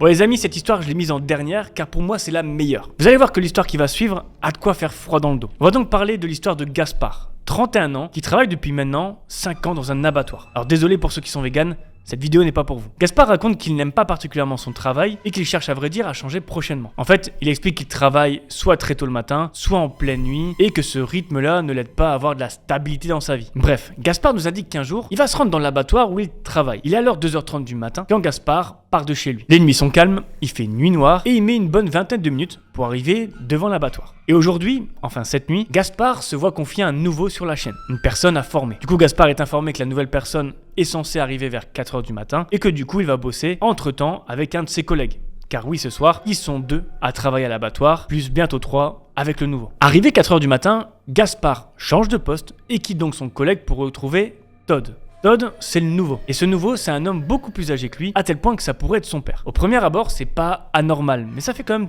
tout de même drôle à Gaspard qui pensait former une personne bien plus jeune. La formation de Gaspard commence et lui montre l'abattoir et le forme petit à petit à son métier. Alors là, je pourrais pas vous dire ce qu'il y apprend car je n'y connais strictement rien. Et ce que Gaspard remarque, c'est que Todd n'est pas du style très bavard. Il a même le regard fuyant, laissant penser à Gaspard que étant donné que c'est son premier jour, il est pas trop à l'aise. Gaspard, c'est aussi son rôle de le mettre à l'aise, donc il tente de faire connaissance avec Todd. Et même si ça prend du temps, petit à petit, Todd commence à parler et à poser pas mal de questions à Gaspard. Et parmi toutes ces questions, il y en a une qui attire l'attention de Gaspard. En effet, Todd va à un moment demander où est stocké le sang des animaux.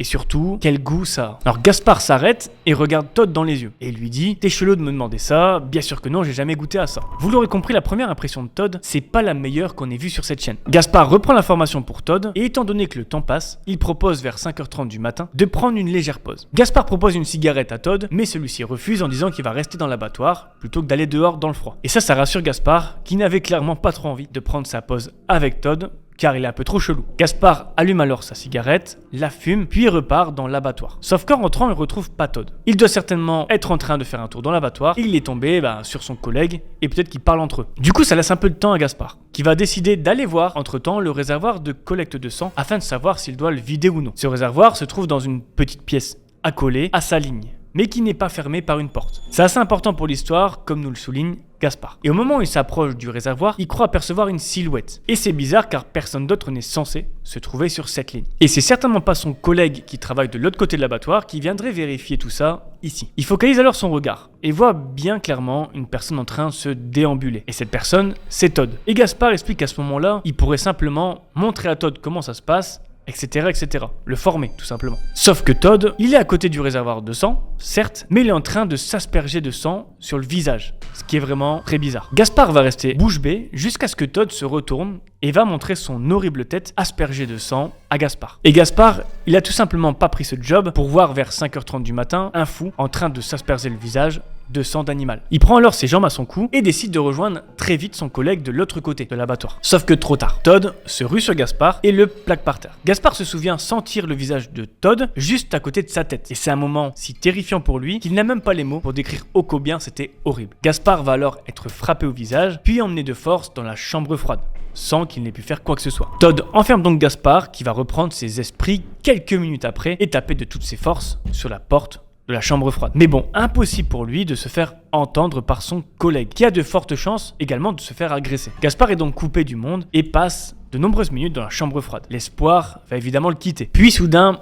un gros boom sur la porte. Il entend deux personnes se battre juste devant la chambre froide. Gaspard crie de nouveau et s'ensuit plusieurs longues secondes supplémentaires dans le froid à entendre une bagarre. Bon, petite pause. Car sachez que dans quelques secondes, vous allez avoir le fin mot de l'histoire et c'est juste horrible. Donc Gaspard, il entend toujours des personnes se battre jusqu'à ce qu'enfin la porte s'ouvre. Il se dit que son collègue s'est fait attraper comme lui et que Todd va les mettre également dans la chambre froide et que c'en est fini pour eux. Sauf que pas du tout. Lorsque la porte s'ouvre, c'est bien son collègue qui est debout et Todd par terre. Et l'image est horrible tellement il y a du sang partout. Bon, ça c'est juste la fin de l'histoire de ce qui s'est passé. C'est presque du classique vu ce qu'on a déjà vu sur la chaîne du Joker, si vous êtes abonné bien sûr. Mais maintenant, laissez-moi vous raconter la suite qui est pour moi le vrai thread d'horreur. Le vrai moment frisson qu'on cherche. Gaspard et son collègue ont appelé la police et évidemment porté plainte. Et alors qu'ils pensaient que Todd allait se faire attraper, voire se faire mettre en prison, la suite est tout autre. Un procès va avoir lieu entre Todd et l'abattoir, visant notamment Gaspard et son collègue. Écoutez bien car Todd va engager un avocat puissant pour convaincre les juges qu'il n'a pas tenté de frapper